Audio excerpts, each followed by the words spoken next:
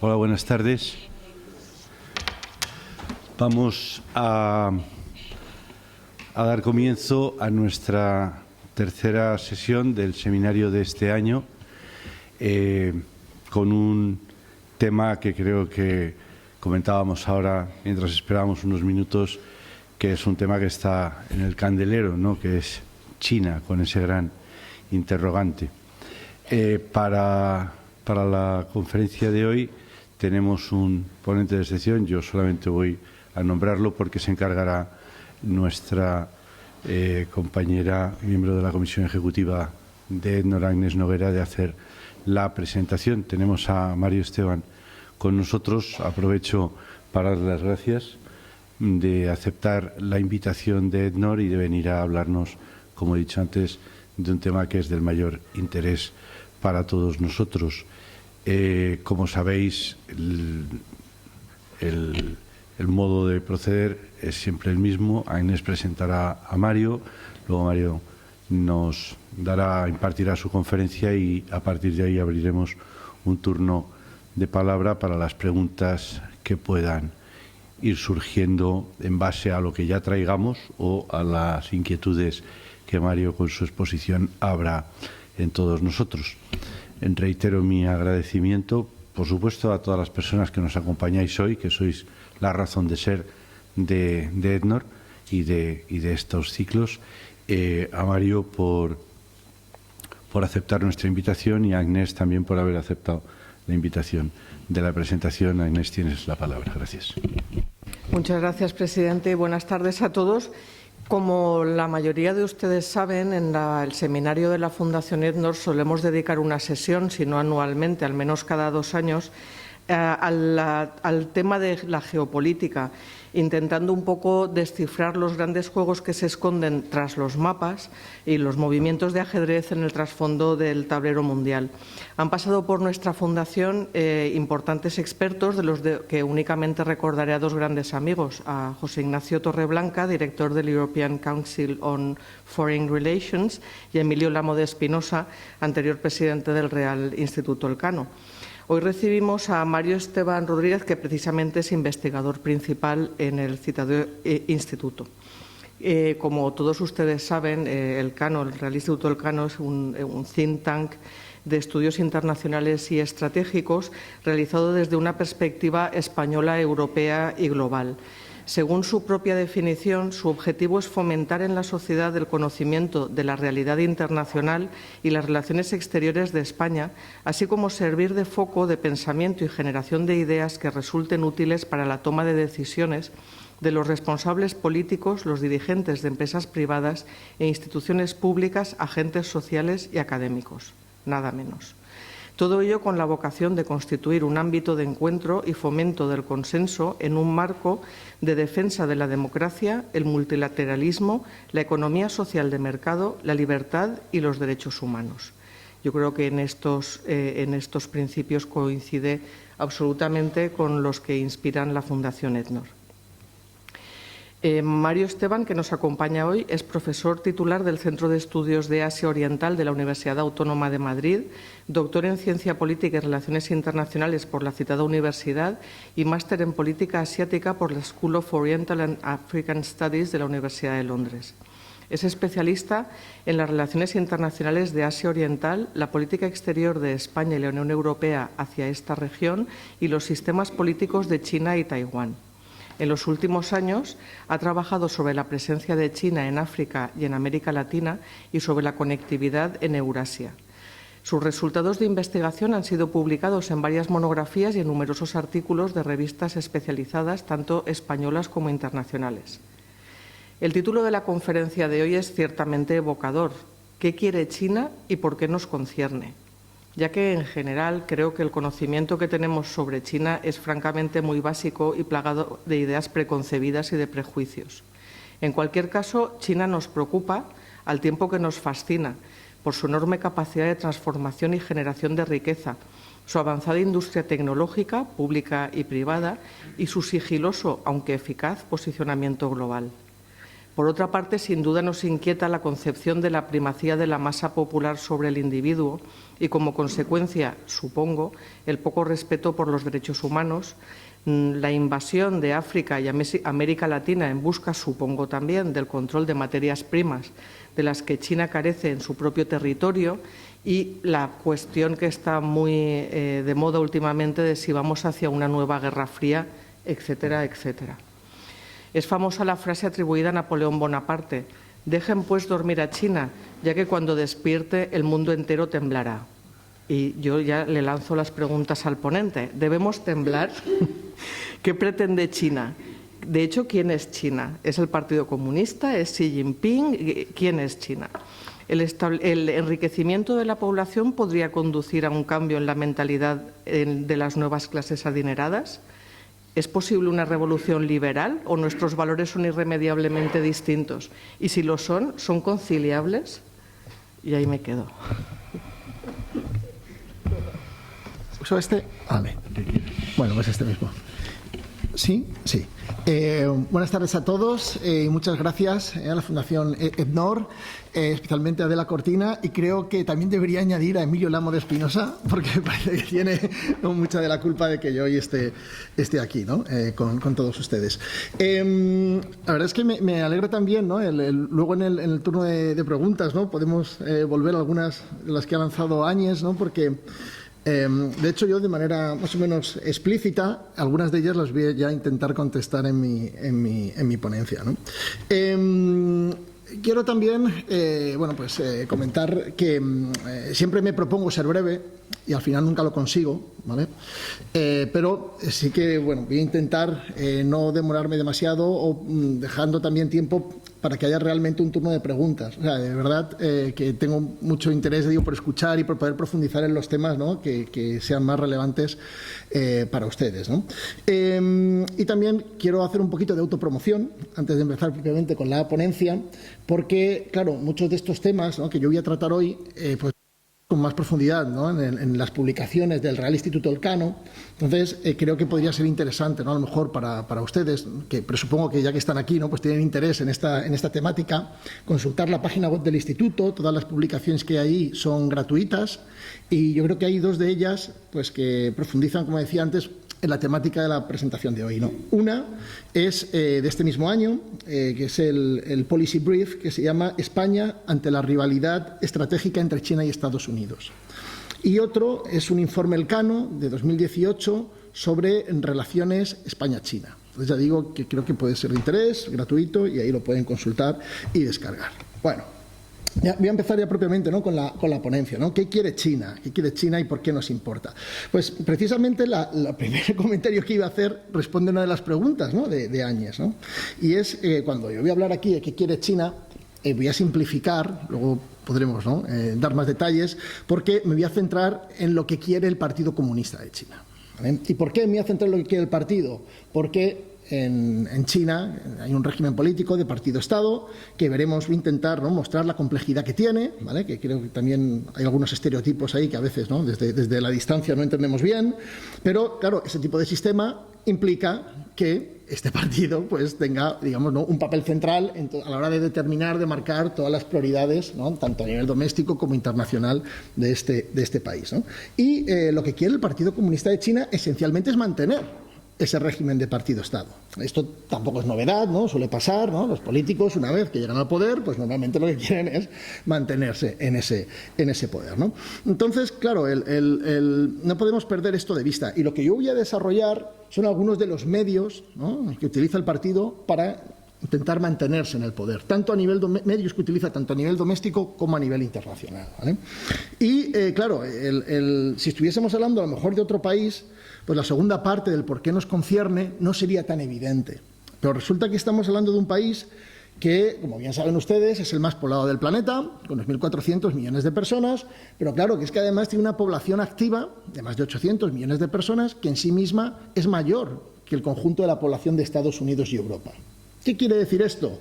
Pues claro, que las condiciones de esa población activa, el nivel de productividad de esa población activa, claro, tienen un impacto esencial sobre la economía global. Entonces, no podemos no ser conscientes, digamos, ¿no? de cómo estos cambios domésticos de los que voy a hablar nos conciernen, ¿no? Además, claro, como también sabrán, pues China, en términos de paridad de poder adquisitivo, ya es hace tiempo que es la mayor economía del mundo. En dólares corrientes se espera que supere a Estados Unidos antes del final de esta década. Es el mayor exportador mundial, es el mayor emisor de gases de efecto invernadero, con casi el 30% del total. Tiene el segundo presupuesto militar y, esencialmente, es el único país que puede discutir la hegemonía de Estados Unidos. Entonces, pues todo esto vamos a ver que tiene implicaciones relevantes para nosotros, ¿no? A la hora de intentar mantener este régimen, ¿no? de partido-Estado, las autoridades chinas son muy conscientes que es más eficiente contar con apoyos domésticos e internacionales para ello que imponerse meramente por la fuerza. Esto no quiere decir que en China no haya represión. Obviamente hay represión, no voy a entrar en esto ahora porque entiendo que lo saben, pero luego, pues, podemos entrar más en las preguntas. Pero las autoridades chinas son muy conscientes de que es más eficiente para ellos contar con la aquiescencia de la población, ¿no? y con el apoyo de la gran parte de la comunidad internacional que tener que estar siempre, ¿no? imponiéndose con la fuerza, ¿no? Entonces, claro, en China, a pesar de ser un régimen autoritario, ¿no? Esto no hay ninguna duda, pero las autoridades chinas intentan ganar el respaldo de su población. Y en términos generales, la mayor parte de la población china está razonablemente satisfecha con el Partido Comunista de China. Esto es algo que a lo mejor no es políticamente correcto, decir una democracia liberal, pero es algo que también tenemos que ser conscientes de ello. Y no solo es por una cuestión propagandística, es que el partido, digamos, aparte de hacer una propaganda, ¿no? muy importante, controlar el sistema educativo, los medios de comunicación, Internet, ¿vale? Eso está ahí, no hay ninguna duda, pero intenta, y de hecho generalmente lo consigue, aplicar políticas que responden a esa propaganda. O sea, es decir, no solo dice, ¿no? cosas que a la población le gusta oír, sino que con lo que hace, con lo que ejecuta, normalmente cumple con esto que dice a la población que a la población le gusta oír. Y aquí quiero subrayar dos temas que son muy importantes como fuente de legitimidad, ¿no? del Partido Comunista de China, que son el desarrollo socioeconómico del país, ¿vale? y el nacionalismo. Y voy a profundizar un poquito en ambas cuestiones y vamos a ver qué implicaciones tiene a nivel doméstico, a nivel de política internacional y un poco cómo nos toca esto a nosotros, ¿no? Claro, China, como también saben, ha cambiado muchísimo, ¿no? desde el maoísmo, ¿verdad? El periodo reformista que lanza Deng Xiaoping, ¿no? a finales de los años 70. Y, pues si uno hace balance, ¿no? de lo que ha pasado en China en estos 40 años, pues, más de 40 años, pues vemos, ¿no? luces y sombras. Pero claramente un ámbito, ¿no? en el que ha habido bastantes luces, como decía, es el desarrollo socioeconómico. Esto es innegable. O sea, la inmensa mayoría de la población de China ha experimentado una mejora espectacular en su bienestar material. Y esto es algo innegable, y esto es algo que la población china, digamos, pues conoce, ¿no? muy claramente, y además tiene unas expectativas de mejora también a futuro importantes. O sea, la población china es bastante optimista sobre cómo va a ser su futuro a nivel, el futuro, el de sus hijos, ¿no? a nivel material, a nivel de éxito socioeconómico, ¿no? Entonces, bueno, esta historia de éxito, hasta ahora esta historia de éxito, también genera dificultades para el partido, le genera desafíos. Y yo quiero centrarme en dos, voy a mencionar dos.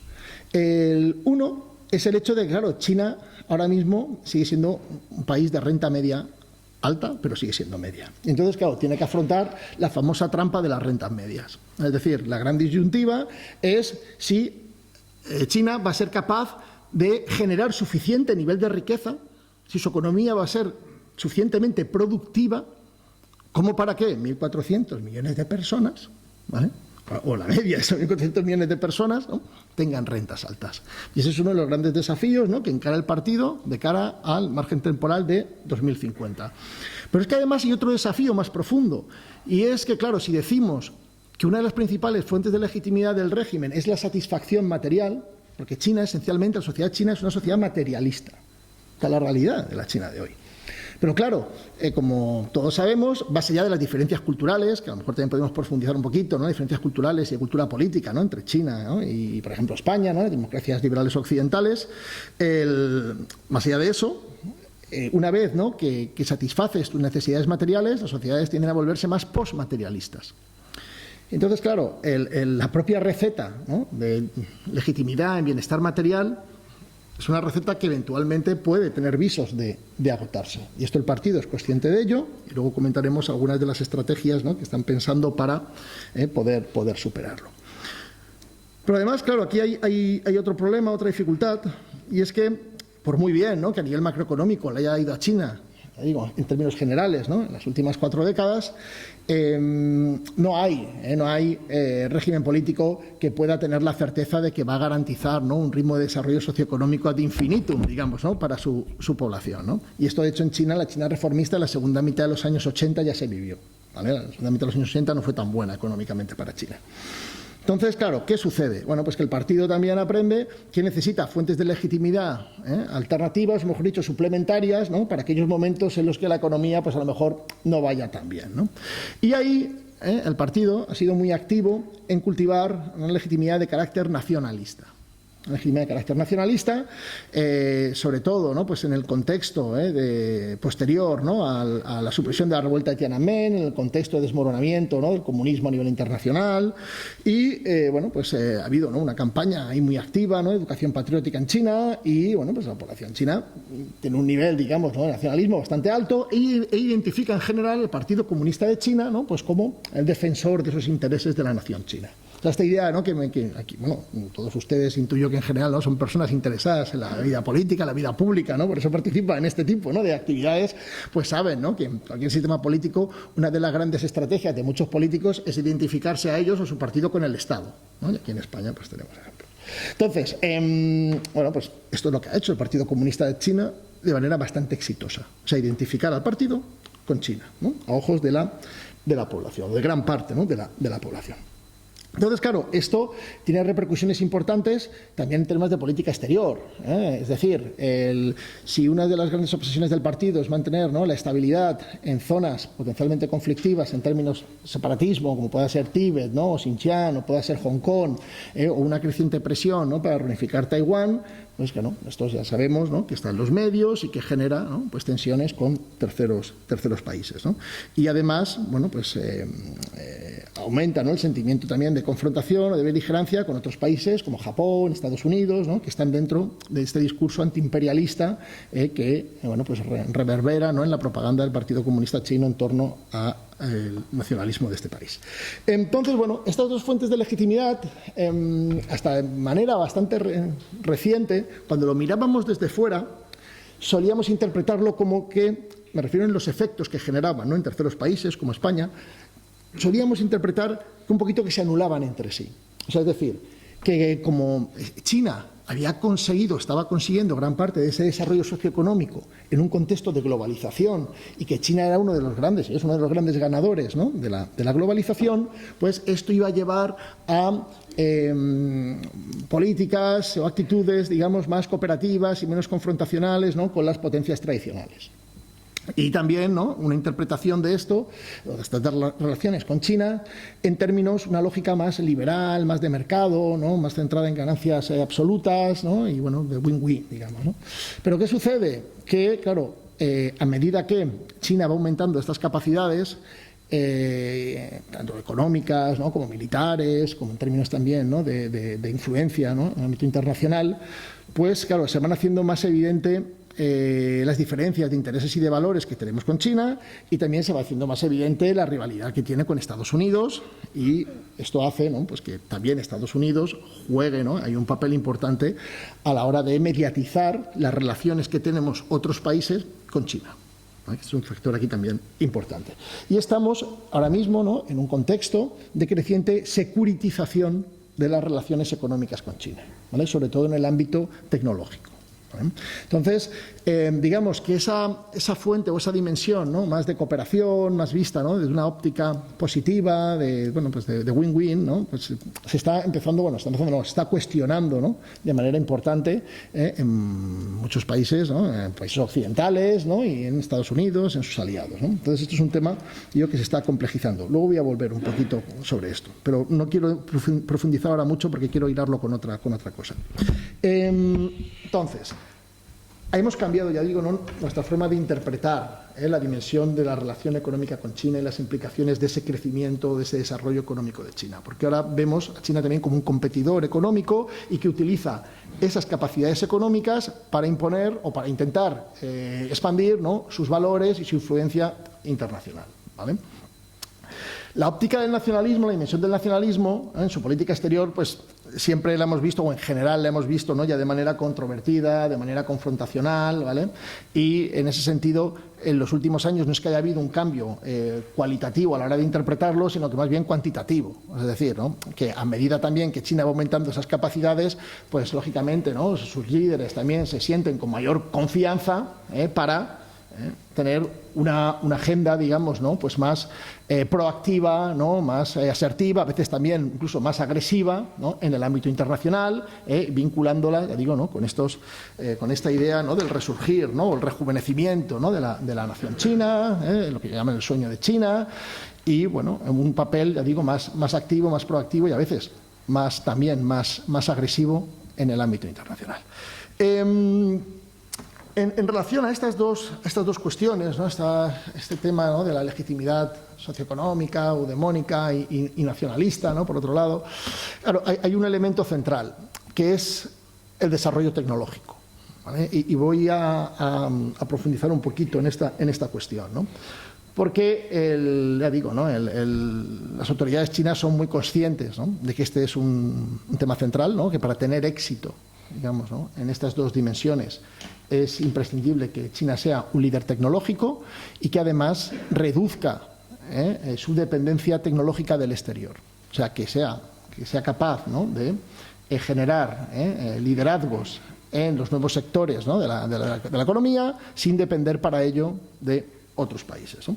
¿Y esto por qué es así? Porque, bueno, como decíamos antes, si quieres ser más productivo y generar más riqueza, pues es imprescindible tener, digamos, ¿no?, tecnologías, ¿no?, avanzadas, tecnologías desarrolladas. Y si para generar esa riqueza, que es clave para la estabilidad del régimen, tú dependes de terceros, al final estás dependiendo en gran parte de terceros para mantener tu posición de monopolio político en China. Lógicamente esto no es muy buena idea, ¿verdad? Porque claro, cuando esos terceros, léase Japón, Estados Unidos, ¿no?, sus aliados, pues aumentan, ¿no?, su nivel de competencia geoestratégica contigo, utilizan esas dependencias tecnológicas para presionarte. Y esto pues lo hemos visto con el tema del 5G, lo hemos visto con el tema de los semiconductores, ¿no?, y lo vamos a seguir viendo a futuro, digamos, de manera cada vez más evidente. Entonces, bueno, pues de ahí estas grandísimas, ¿no?, inversiones que está haciendo China, ¿no?, en ciencia, tecnología, en innovación, tanto a nivel público como a nivel, digamos, también privado, ¿no?, para, bueno, reducir estas dependencias, ¿no? Pero aquí la tecnología es clave. Y además, aquí hay un concepto vinculado a este desarrollo tecnológico que es muy importante, y es que China, claro, no solo quiere ya reducir su dependencia del exterior, sino que quiere generar dependencias en otros hacia China. A ver, esto no es raro, esto en realidad a nivel geoestratégico, pues todas las grandes potencias lo hacen. Es decir, aquí no hay un comportamiento especialmente anómalo, digamos, de China, ¿no?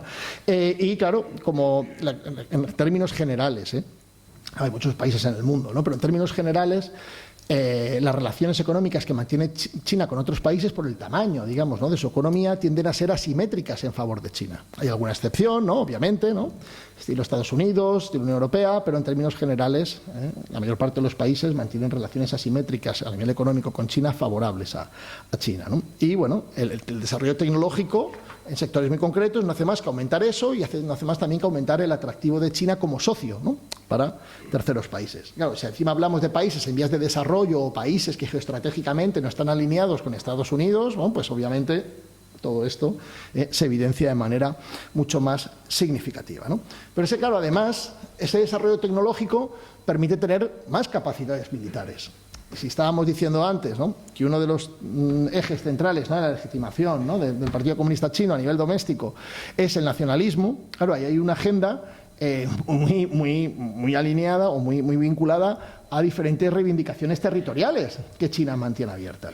China mantiene reivindicaciones territoriales abiertas con muchos de sus vecinos, ¿no? Entre ellos Japón, toda una serie larga de países del sudeste asiático, también con la India, ¿no? Bueno, pues aquí hay una serie, ¿no?, de elementos que generan y potencialmente pueden generar más tensión, y que, bueno, cuanto mayores son las capacidades militares de China, pues mayor capacidad también tiene este país, ¿no?, para utilizar tácticas de diplomacia coercitiva e intentar imponer sus posiciones sobre otros, ¿no? El tema, por ejemplo, del desarrollo, ¿no?, la expansión y la militarización, ¿no?, de islas artificiales en el Mar del Sur de China en los últimos años, pues es un ejemplo clarísimo de esto, ¿no? Y además, claro, el Ejército Popular de Liberación, ¿no?, desarrolla también estas capacidades militares, también con vistas ¿a qué? Con vistas a disuadir a Estados Unidos de intervenir en la periferia de China. Este es un tema central porque, claro, si analizamos meramente de forma bilateral, ¿no?, las relaciones de fuerza en el ámbito militar entre China y sus vecinos, pues vemos cómo estas están cambiando, ¿no?, muy rápidamente a favor de China. Pero claro, cuando introducimos en la ecuación a Estados Unidos, el panorama se vuelve pues mucho más complejo, ¿no?, y no tan favorable a la República Popular China. Y ahí, claro, hay un tema central, yo digo también central por esta cuestión nacionalista, que es Taiwán, es la República de China en Taiwán. Porque este es un tema que tiene un significado político tremendo dentro de China, y la capacidad que tiene para movilizar, digamos, ¿no?, a la población, ¿no?, a nivel también emocional, ¿no?, y a sectores del partido, del régimen, del ejército, ¿no?, pues es tremendo, ¿no? Entonces, bueno, este es un asunto, ya digo, que bueno, pues que China aspira a poder reunificar o poder, digamos, controlar, ¿no?, Taiwán, y es consciente de que para ello pues tiene que poder presentar una amenaza de fuerza creíble sobre Taiwán. Y es consciente también de ello que esa amenaza de fuerza creíble sobre Taiwán será mucho más creíble si disuade a Estados Unidos de intervenir en ese conflicto. Entonces, bueno, pues para todo esto, este desarrollo tecnológico, ¿no?, también es fundamental, ¿no? Y luego hay un tercer elemento para el que el desarrollo tecnológico también es clave, que tiene que ver con lo que mencionaba yo antes de ese agotamiento potencial, ¿no?, futuro, del contrato social que tiene el partido con la población de China, que, como decía, está pensado para una sociedad materialista, ¿vale? Y claro, aquí en esta cuestión, ¿no?, del modelo, ¿no?, político, el Partido Comunista Chino pues ha estado mucho a la defensiva, y sobre todo, pues como decía antes, ¿no?, a raíz del final de la Guerra Fría, el desmoronamiento, ¿no?, el comunismo a nivel internacional, ¿no?, el hegemón liberal, etcétera, ¿no?, pues han estado muy a la defensiva, porque para ellos, claro, era muy difícil encontrar, ¿no?, o pensar siquiera, ¿no?, un modelo político que pudiese ser atractivo, competitivo, comparable, digamos, ¿no?, a la democracia liberal. Entonces, claro, han optado por un lado, como decía, ¿no?, bueno, pues, y esto sí que digo, ¿no?, que por el momento está siendo competitivo a nivel doméstico, ¿no?, y también en algunos países en vías de desarrollo, ¿no?, por este contrato social muy materialista, bien, ¿vale? Esto lo compra, ¿no?, la gran parte de la población china, pero a medida que esa sociedad se sofistica, el gobierno ha entendido que tiene que proveer no solo de un bienestar material básico, sino que tiene que pensar en qué servicios o qué formas, ¿no?, de protección social o económica puede ofrecer a la población que no pueda ofrecer de la misma manera una democracia liberal, ¿no? Y ahí la tecnología también es muy importante, y todos los desarrollos que está habiendo en China en torno a conceptos, ¿no?, como el tecnosocialismo, el tecnoautoritarismo, que no solo tienen que ver con reconocimiento facial, digamos, ¿no?, y drones, ¿no?, y mayor capacidad de represión, sino que tienen que ver con la idea de ser capaz de ofrecer a la población mayor seguridad, mayores servicios, basados en ¿qué? En ese modelo de control social. O sea, no ver el control social como algo meramente represivo, sino verlo como algo que posibilita ofrecerle a la población cosas que no le puede ofrecer de la misma manera, ¿no?, una democracia liberal. Y la gestión del coronavirus, por ejemplo, ¿no?, ha sido utilizada de manera muy intensiva, ¿no?, a nivel propagandístico dentro y fuera de China, pero con mucha más eficacia dentro de China, para, digamos, impulsar estas ideas, ¿no? Y ahí vemos, ya digo, pues un potencial ahí a futuro que puede ser relevante, ¿no?, que puede ser significativo, ¿no? Digo dentro de China, sobre todo, pero también fuera. Ha habido declaraciones también de funcionarios chinos muy polémicas, por ejemplo, la Embajada de Francia, ensalzando, ¿no?, las ventajas, ¿no?, de un régimen, ¿no?, autoritario, y haciendo afirmaciones directamente falsas sobre lo que pasaba, ¿no?, en este caso en Francia o en otras democracias liberales, ¿no?, en relación a la gestión del coronavirus, ¿no? Este es un tema que a lo mejor también luego en las preguntas podemos hablar de temas de desinformación, cuestiones que tienen que ver, ¿no?, con poder blando y con la competencia tan intensa que hay hoy en día, ¿no?, en términos de erosionar, ¿no?, la reputación del otro, tanto por parte de China como por parte de otros países también en relación a China, que esto de la desinformación no solo es de allá para acá, sino también a veces es de acá para allá. También hay que tenerlo presente, ¿no?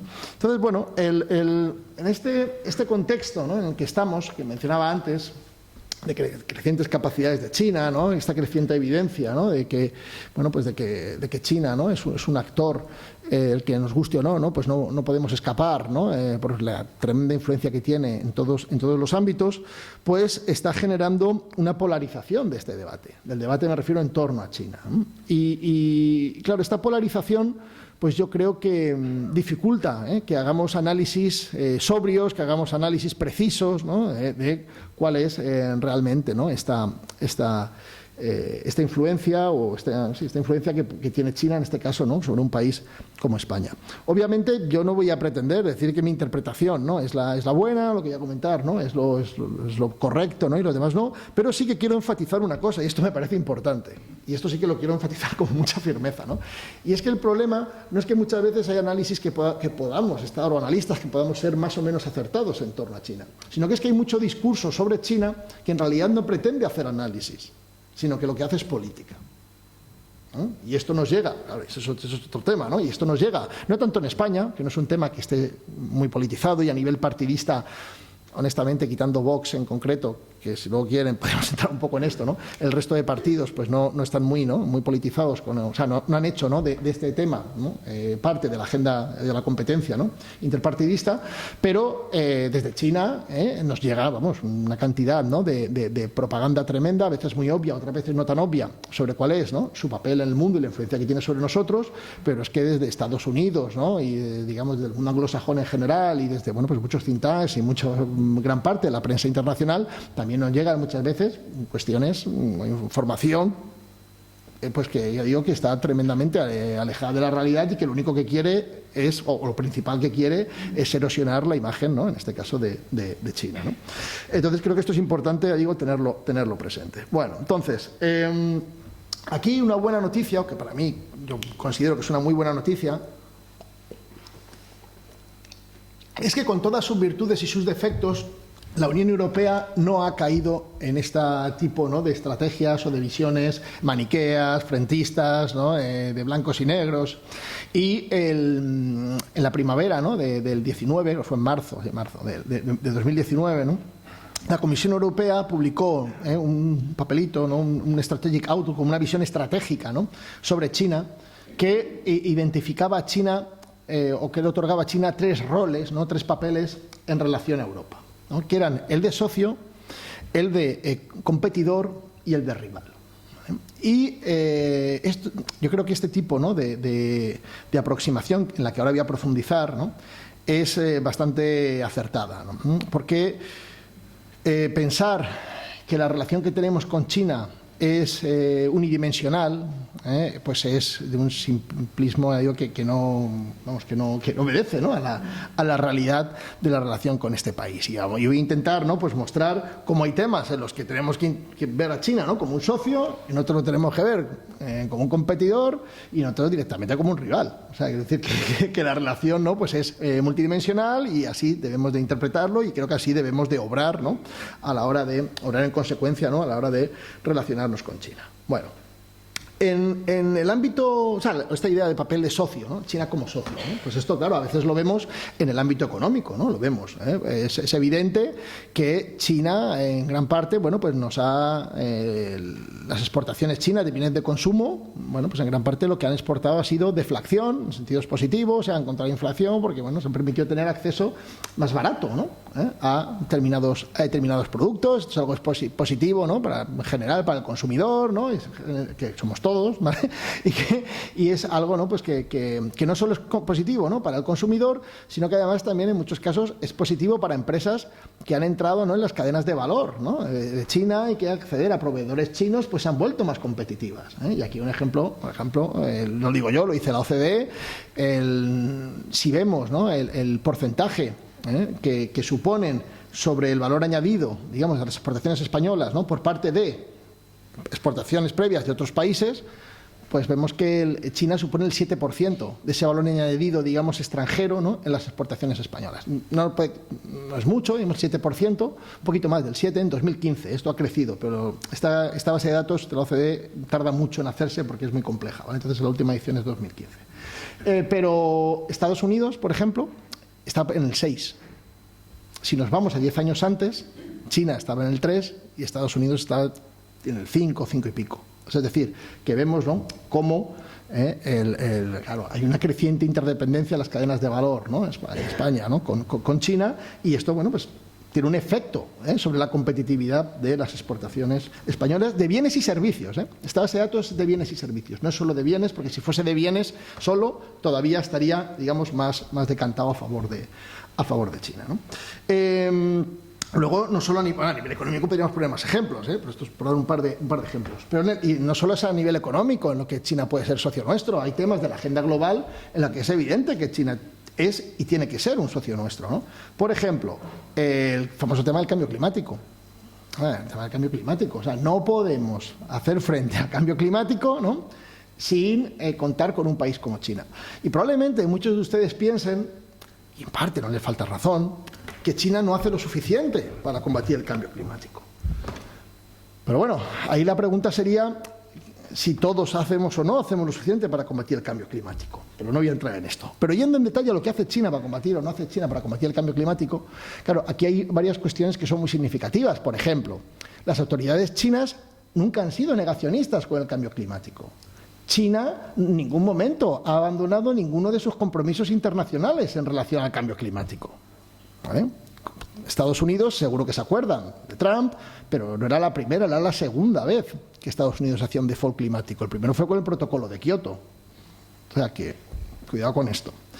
El gobierno chino está, digamos, a nivel internacional, no está alineado, lógicamente, ¿no? Con la Unión Europea, no es tan ambicioso, pero si comparamos, ¿no? La posición del gobierno chino a veces con la que han tenido otros países en vías de desarrollo, veremos que no es tan anómala y que es más, por ejemplo, sistemáticamente ha tendido a ser más ambicioso, por ejemplo, que la India, a la hora de poner objetivos para combatir el cambio climático. O sea que luego también es cierto que en sus inversiones fuera de China, por ejemplo, la iniciativa de la Franja y la Ruta, que no he mencionado, que es muy importante, que seguro que sabrán, pero que básicamente es un instrumento de proyección, ¿no? de intereses económicos, políticos, ¿no? de China.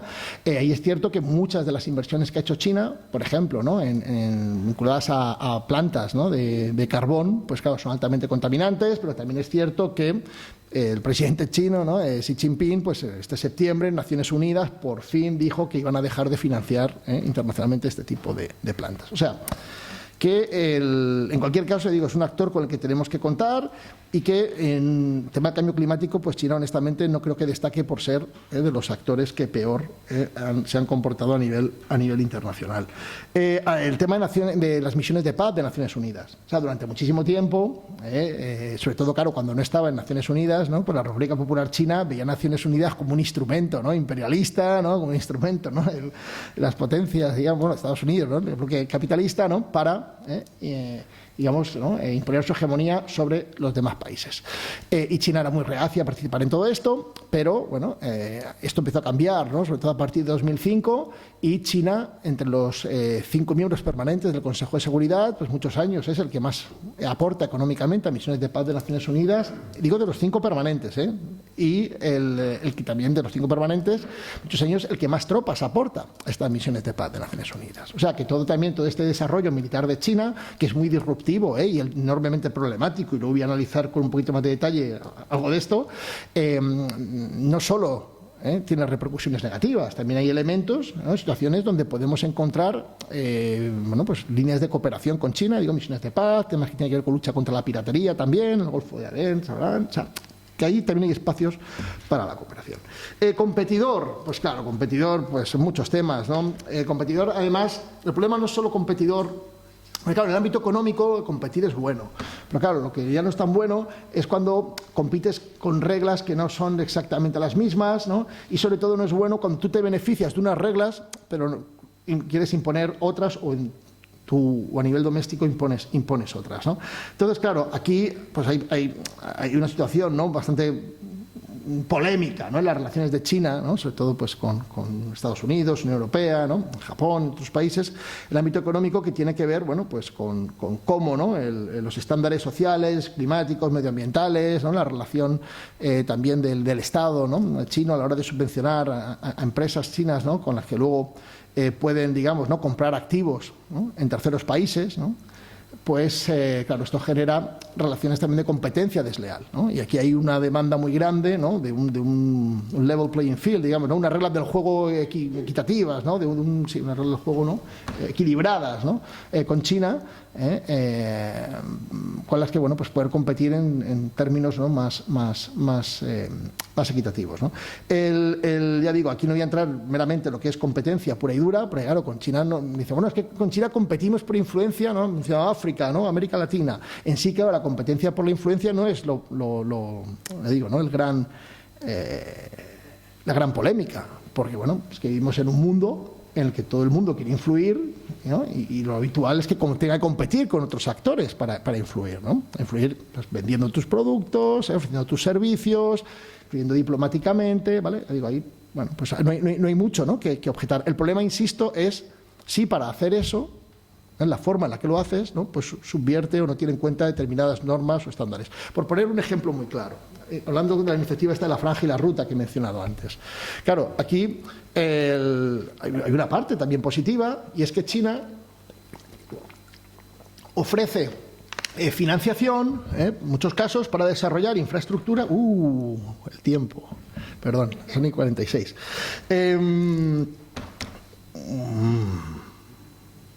Vale, resumen rápido de esta parte. No me queda mucho, entonces, lo que decía, ¿no? De la forma de influir, ¿no? Que el tema no es competir por influir, sino cómo hacemos, ¿no? Esto.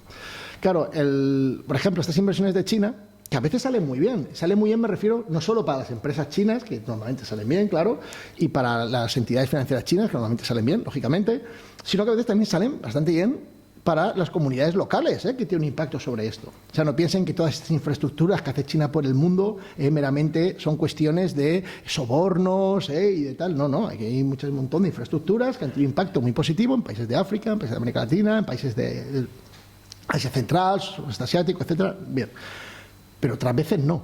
¿Y por qué otras veces no? Porque, claro, esta financiación china, digamos que no tiene el mismo nivel de salvaguardas o el mismo nivel, digamos, ¿no? de preocupación de estándares en términos de sostenibilidad social, de sostenibilidad financiera, de sostenibilidad ecológica, sostenibilidad medioambiental, entonces, climática, creación. Entonces, ¿qué pasa? Que, bueno, pues tiras una moneda al aire, a veces sale bien, sale rápido, buen impacto, pero otras veces no sale tan bien, ¿no? Entonces, bueno, esto es un problema, porque cuando no sale tan bien, pues genera endeudamiento, ¿no? En países que ya tienen complicado, digamos, ¿no? Para su desarrollo, y además, pues muchas veces, claro, contribuyen a deteriorar todavía más la gobernanza en esos países. Esto, pues, también hay que decirlo. Rival sistémico. Bueno, aquí el rival sistémico podríamos hablar de muchas cosas, temas, como digo, de gobernanza económica, gobernanza digital, temas de todo lo que tiene que ver con seguridad en la región, ¿no? de la vecindad de China, El tema del mar del sur de China que decía antes, lo quiero vincular además, claro, el mar del sur de China, y voy a terminar con esto, ¿no? Claro, es un ejemplo, ¿no?, muy problemático. ¿Por qué? Porque claro, el mar del sur de China no es solo una cuestión, ¿no?, de seguridad regional, que nos pille lejos, sino que es que en el mar del sur de China una de las cuestiones que están en juego es el propio derecho del mar. Es decir, la Convención de Naciones Unidas sobre la Ley del Mar explicita de manera muy clara que es el control de la tierra el que te ofrece, digamos, ¿no?, derechos sobre las aguas. China, en la reivindicación que hace sobre la mayor parte de este mar del sur de China, se basa en unos supuestos derechos históricos. Esto, como norma, digamos, de reivindicación, ¿no?, de derechos sobre el mar, choca completamente, digamos, ¿no?, con el consenso internacional, ¿no?, en torno al derecho del mar. Pero es que además resulta que por esas aguas pasa un porcentaje muy importante del comercio internacional. Entonces, claro, para que se hagan la idea, ¿no?, pues todo lo que exportamos, ¿no?, hacia el Pacífico y todo lo que nos viene de por allí, pues pasa por esas aguas. Pero es que además, claro, casi todos los hidrocarburos que, por ejemplo, ¿no?, que importan países muy dependientes como Corea del Sur o como Japón, pasa por allí.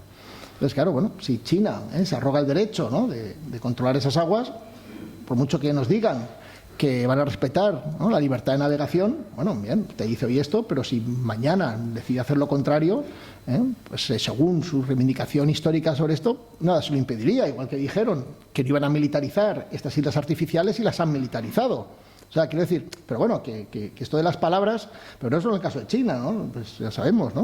Hoy un día es una cosa, mañana en día, ¿no?, cuando solo depende de las palabras, es otra, ¿no? Entonces, claro, aquí hay un problema de fondo bastante profundo, ¿no? Entonces, bueno, no me quiero, extender más. Gracias por la atención y nada, pues cualquier pregunta será bienvenida.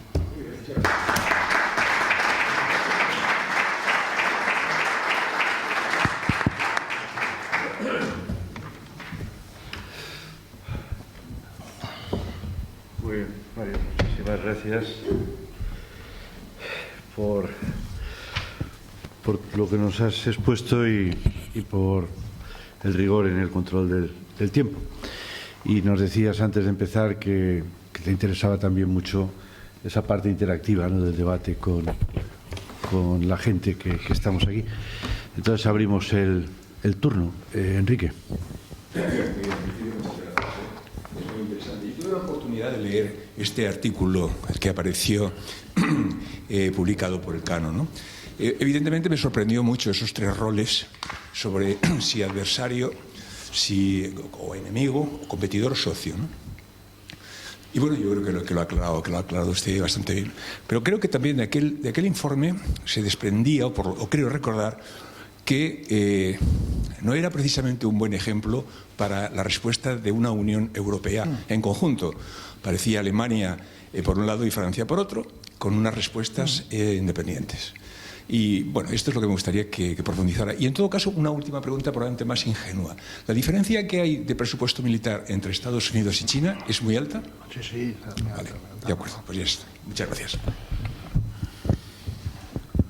Vale, vamos a ir en una. Vale, perfecto. Bueno, primero voy a empezar por lo segundo, ¿no? Voy a empezar por el tema del presupuesto militar. Claro, aquí, obviamente, ¿no?, esto yo creo que todos lo intuyen, ¿no? La asimetría sigue siendo muy grande, ¿no? Pero ¿qué sucede? Que en el fondo lo importante no digo que no es importante, esa asimetría, pero China está más cerca de poder disuadir a Estados Unidos de intervenir. Y es que ese es un tema clave. Es decir, China es muy consciente, ¿no?, de que no tiene capacidad ni la va a tener, ¿no?, en el medio plazo de poder intervenir a nivel global de la forma en que lo hace Estados Unidos, ¿vale? De hecho, la estrategia de desarrollo militar de China no está orientada a superar las capacidades de Estados Unidos en cada uno de estos de los diferentes, ¿no?, ámbitos, ¿no?, del desarrollo armamentístico, sino que está orientada en una concepción, digamos, ¿no?, de guerra asimétrica, que es en anular, ¿no?, esas ventajas, ¿no?, de Estados Unidos y disuadir, elevar tanto el coste, digamos, ¿no?, de una intervención norteamericana en su región, que entonces disuada a Estados Unidos de intervenir, ¿no? Y en ese sentido, claro, las implicaciones de esto, ya digo, son tremendas, ¿eh? Son tremendas eventualmente pues en relación al mar del sur de China, pueden ser en relación a Taiwán, ¿no? Y esto, bueno, pues sí que es significativo, ¿no?, para nosotros, ¿no? Por lo menos, cuando digo nosotros, me refiero en general, ¿no?, para las autoridades europeas. En cuanto a la respuesta de la Unión Europea, a ver, yo quiero lanzar aquí dos mensajes. El primero es que nos autoflagelamos demasiado. O sea, es decir, está muy de moda todo el día decir, ¿no?, lo mal que lo hace la acción exterior de la Unión Europea, como si el resto lo hiciese muy bien. Entonces, claro, aquí esto es vaso medio lleno, medio vacío, ¿no? Porque en relación a China es verdad, ¿no?, que diferentes países pues tienen diferentes prioridades, ¿no? En Francia, Alemania, es claro, aunque ahora con el cambio de gobierno en Francia hay una mayor, vamos a ver una mayor convergencia, pero es verdad que además, ¿no?, hay otros países de la Unión Europea que tienen actitudes pues más favorables también a China, en el sentido de ¿qué? En el sentido de que no se plantean tanto la dimensión geoestratégica, ¿no?, sino que lo miran más, ¿no?, meramente desde el ámbito más económico, ¿no? Y claro, también hay que decir que ha habido también un agotamiento en muchos de estos países, muchos de estos países que tenían grandes expectativas, ¿no?, en relación a China y que no se han cumplido, y hoy en día en general, si vemos los gobiernos de Estados miembros, tal vez quitando Hungría, pues el resto no son especialmente entusiastas, ¿no?, en relación a China. Entonces, lo que quiero decir ahí es que en realidad en general hay mucho más que une, o hay muchos más. El mínimo común denominador, digamos, ¿no?, de la política de la Unión Europea hacia China es mucho más alto de lo que solemos pensar. O sea, de los Estados miembros me refiero, es mucho más alto de lo que solemos pensar.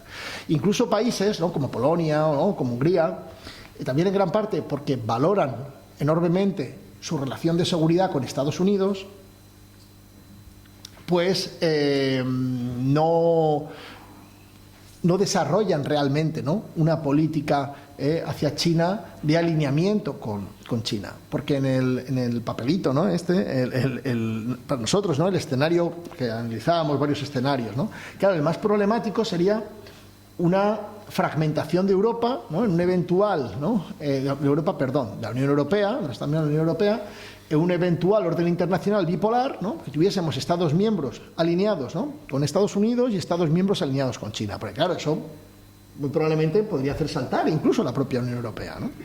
Y ese escenario es que, es que es muy, muy remoto, o sea, porque ya digo, no vemos, ¿no?, ningún país que esté dispuesto, ¿no?, a renunciar a su relación con Estados Unidos o con la Unión Europea para profundizar en la relación con China. Y más bien lo que vemos es una creciente convergencia, ¿no?, una creciente convergencia, ya sea porque hay países, ¿no?, pues que incorporan más, de manera más natural, ¿no?, esa dimensión geoestratégica en sus cálculos en relación a China, y porque aquellos que no lo hacen, como hay un creciente desencanto en muchos de ellos, ¿no?, por los límites de la relación económica con China, pues también, digamos, ¿no?, se van alineando más. Y también aquí hay un punto, y perdón que me extienda, y es que cada vez es más evidente que China utiliza sus vínculos económicos con otros países para impulsar sus intereses económicos. A ver, que esto lo hace todo el mundo, que no es extraño, Estados Unidos lo hace constantemente, ¿vale? Pero lo llamativo aquí es que, claro, como China ha estado tanto tiempo diciendo que ellos no hacían esto, pues claro, cuando lo empiezan a hacer, hay países que dicen, pero si vosotros decíais que no hacíais esto, ¿no? Entonces, claro, esto lo hemos visto en una cantidad tremenda de países. El último caso así polémico, ¿no?, es en torno a Lituania, ¿no?, es el último caso así que hay muy polémico. Incluso vemos casos, ¿no?, de presencia, ¿no?, o de presión de diplomáticos chinos, ¿no?, sobre asuntos internos y sobre libertades, ¿no?, en determinados países, o sea, contra manifestaciones, por ejemplo, ¿no?, en el caso de Lituania, ¿no?, en relación a una manifestación, ¿no?, de apoyo al movimiento prodemocrático en Hong Kong. Aquí, por ejemplo, en España, bueno, es que no me quiero extender más con esto, yo creo que la idea está clara. Muy bien, muchas gracias. Adela. Oye, ante todo, muchas gracias por la exposición, que por lo menos a mí me ha resultado interesantísima y he aprendido un montón. Entonces yo quería plantearte sobre todo 3 preguntas. En primer lugar, lo que a mí más me preocupa de China en principio es la opacidad. No sé, uno tiene datos de Estados Unidos, uno que ve que unos policías matan negros y entonces todos nos enfadamos con muchísima razón, pero en China, en el fondo, no sé si acabamos de saber qué es lo que pasa, si hay una parte del pueblo que están en las zonas rurales y no nos enteramos de nada de lo que pasa, si no sube tanto, sube a los y baja. Es cierto que existe esa opacidad que nos impide saber realmente qué es lo que está pasando. Esa es una cuestión. Otra segunda cuestión, en esa confrontación entre, parece otra vez una especie de guerra fría de Oriente, Occidente, China y tal, ¿hay una confrontación nada más económica o también de valores? Es decir, es evidente que Occidente piensa en valores universalistas que le gustaría extender a todo el mundo. Pero lo que no sé si a China le pasa lo mismo. Es decir, si ellos quieren extender unos valores universalistas, si no solo quieren una hegemonía económica, sino también una hegemonía de que al final sigamos compartiendo sus valores, que no sé si son los valores confucianos o son los valores comunistas, yo no lo sé, pero tienen interés también en ese en ese imperialismo de los valores, o no tienen interés en extender sus valores, sino solamente la economía y la potencia económica.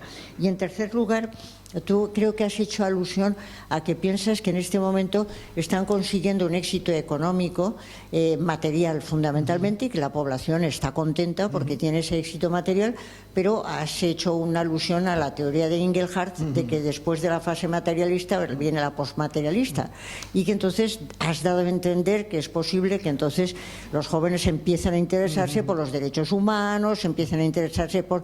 ¿Eso tiene visos de plausibilidad o es es un buen corazón tuyo que piensas que puede pasar? Muy bien, pues estupendo, ¿no? Me encantan, la verdad, las tres preguntas. De hecho, una de las cosas que me he saltado, ¿no?, de aquí es derechos humanos, universalismo versus relativismo, ¿no? Y esto me lo he comido porque digo, he visto que iba un poco apretado de tiempo, ¿no? Bueno, opacidad. Efectivamente, esto es un problema tremendo en relación a China. Y no solo a nivel doméstico, sino que en sus relaciones China con otros países también es muy opaca e impone esta opacidad sobre esos países, sobre los que puede, me refiero, ¿no? Entonces, claro, no solo... o sea, hay también una influencia, ¿no? Me decía antes, en términos de deterioro de la gobernanza, ¿no?, en terceros países, ¿no? Y yo, de hecho, he hecho trabajo de campo sobre estos temas en algunos países africanos, de hecho, por ejemplo, en Etiopía, también en Sri Lanka, o sea, que es un tema que conozco bastante también con detalle porque lo he estudiado en el terreno. Pero sí, dentro de la propia China, claro, hay cosas que a nosotros nos puede parecer increíbles que en China estén calificadas como secretos, digamos, de Estado, ¿no? Por ejemplo, accidentes laborales, pues no se hacen públicas las cifras, ¿no?, los datos de esto, ¿no? Entonces, claro, el nivel de opacidad, pues sí, es muy grande y eso es un problema. También es cierto que, o sea, esto dificulta, ¿no? A veces, quiero decir, que a veces se puede volver incluso en contra del gobierno chino. Porque a veces pasa que pierdes tanta credibilidad que luego, claro, puedes dar pábulo, ¿no?, a favorecer otro tipo de interpretaciones que a lo mejor son demasiado exageradas sobre ciertos problemas, ¿no? Que es un poco lo que yo también quería poner antes de manifiesto, ¿no? Pero sí, no sería mucho más fácil para todos, digamos, ¿no?, si el nivel de información, ¿no?, interno pues fuese mayor, ¿no? Y yo de este tema, de hecho, he hablado con funcionarios chinos y es interesante porque en general, ¿no?, a nivel normativo no cuestionan la transparencia, ¿vale? A nivel normativo lo que cuestionan lo cuestionan por una cuestión práctica, ¿no? Porque ellos entienden que es más práctico para ellos, digamos, ¿no?, ser opacos que ser transparentes, ¿no?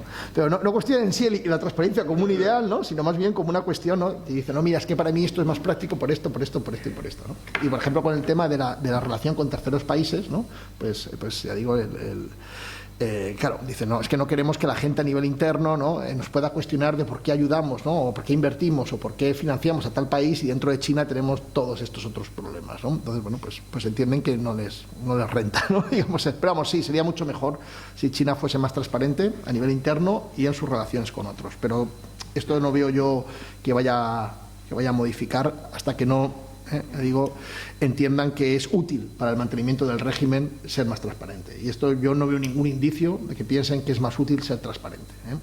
De hecho, por ejemplo, el tema de la contaminación del aire, porque no sé si saben a lo mejor ustedes que en China hay mucha información ahora, ¿no?, sobre la contaminación, ¿no?, el aire, las partículas en las ciudades y tal. Pero esto parte, ¿no?, de que la embajada norteamericana en Pekín empezó a tomar mediciones ahí en su tejado, empezó a hacerlas públicas y esto pues acabó, ¿no?, presionando esto, pero que no había ninguna voluntad, digamos, ¿no?, de informar, ¿no?, originalmente sobre esto. Entonces sí, esto es un problema grande. Pero no hasta el punto de que pasen, o sea, pero vivimos en un mundo ya que está tan interconectado, ¿no? Y con gente que no es hasta el punto, ¿no? de que puedan estar pasando cosas, ¿no? En la China rural. O sea, no es como pasó, por ejemplo, el Gran Salto Adelante, ¿no? Que nadie se enteraba, ¿no? de que había, ¿no? Millones de personas allí, ¿no? Muriéndose, ¿no? Una situación muy precaria. No, esto ya no pasa, ¿no? Pero sí que es cierto que es un problema, ¿no? A la hora de investigar sobre China. El tema de la Guerra Fría, nueva Guerra Fría. Claro, efectivamente no es solo económico, es geoestratégico, es económico, tiene que ver con valores, ¿no? O sea, es sistémico, digamos. O sea, esto aquí hay una... bueno, toda la teoría, por ejemplo, aquí hay muchas teorías en relaciones internacionales, ¿no? Sobre los competencia, ¿no? Entre la potencia hegemónica, potencia ascendente, ¿no? Sobre los cambios, ¿no? Los equilibrios de poder.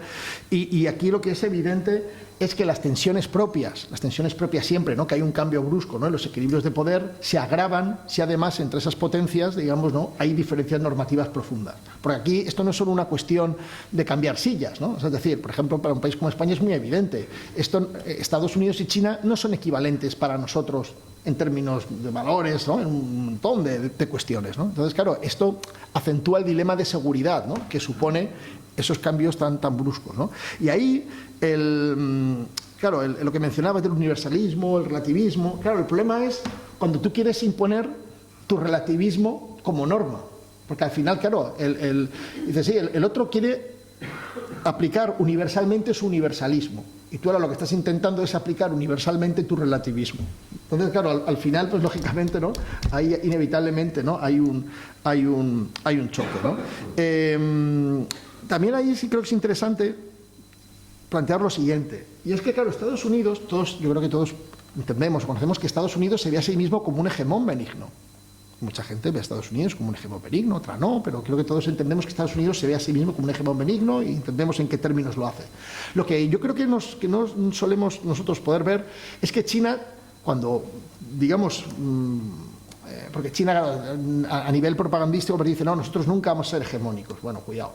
Pero sí que hablan, ¿no? De la influencia de China a nivel internacional, de cómo China tiene que influir, y lo que sí hay es una visión benigna, ¿no? de esa influencia de China, ¿no? Y la propia población china también tiene una visión benigna de la creciente influencia, ¿no? del partido, ¿no? Y lo ven en estos términos, ¿no? este relativismo, digamos, ¿no? Porque ellos entienden que ese modelo ingiere menos en los asuntos domésticos de otros países. Lo que pasa que, ya digo, en la práctica, bueno, menos tal vez sí, porque claro, la capacidad de injerencia de Estados Unidos es tremenda, pero lo que estamos viendo es que a medida que China tiene más capacidades, también está influyendo más, ingiriendo más en otros países. Entonces, realmente este discurso, ¿no? De no injerencia, no hegemónico, pues no se está, o sea, cada vez se cumple menos, ¿no? Y aquí hay una cuestión que es la de los valores confucianos. Es un tema muy relevante porque también, por ejemplo, a nivel doméstico, claro, esto, desde la óptica confuciana, el gobierno, digamos, el ideal de gobierno es un gobierno paternalista. O sea, es un gobierno que básicamente no provee a cambio de obediencia, ¿no? Entonces, claro, esto encaja muy bien, por eso también el partido recuperó la figura de Confucio en finales de los 80.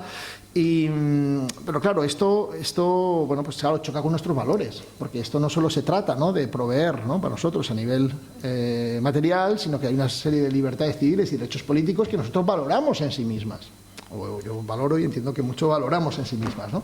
Entonces, claro, esta visión pues no es la del partido, ¿no? Porque ellos entienden que esas libertades y esos derechos ponen en cuestionamiento ese mantenimiento del régimen del sistema de partido-estado al que yo hacía mención antes, ¿no?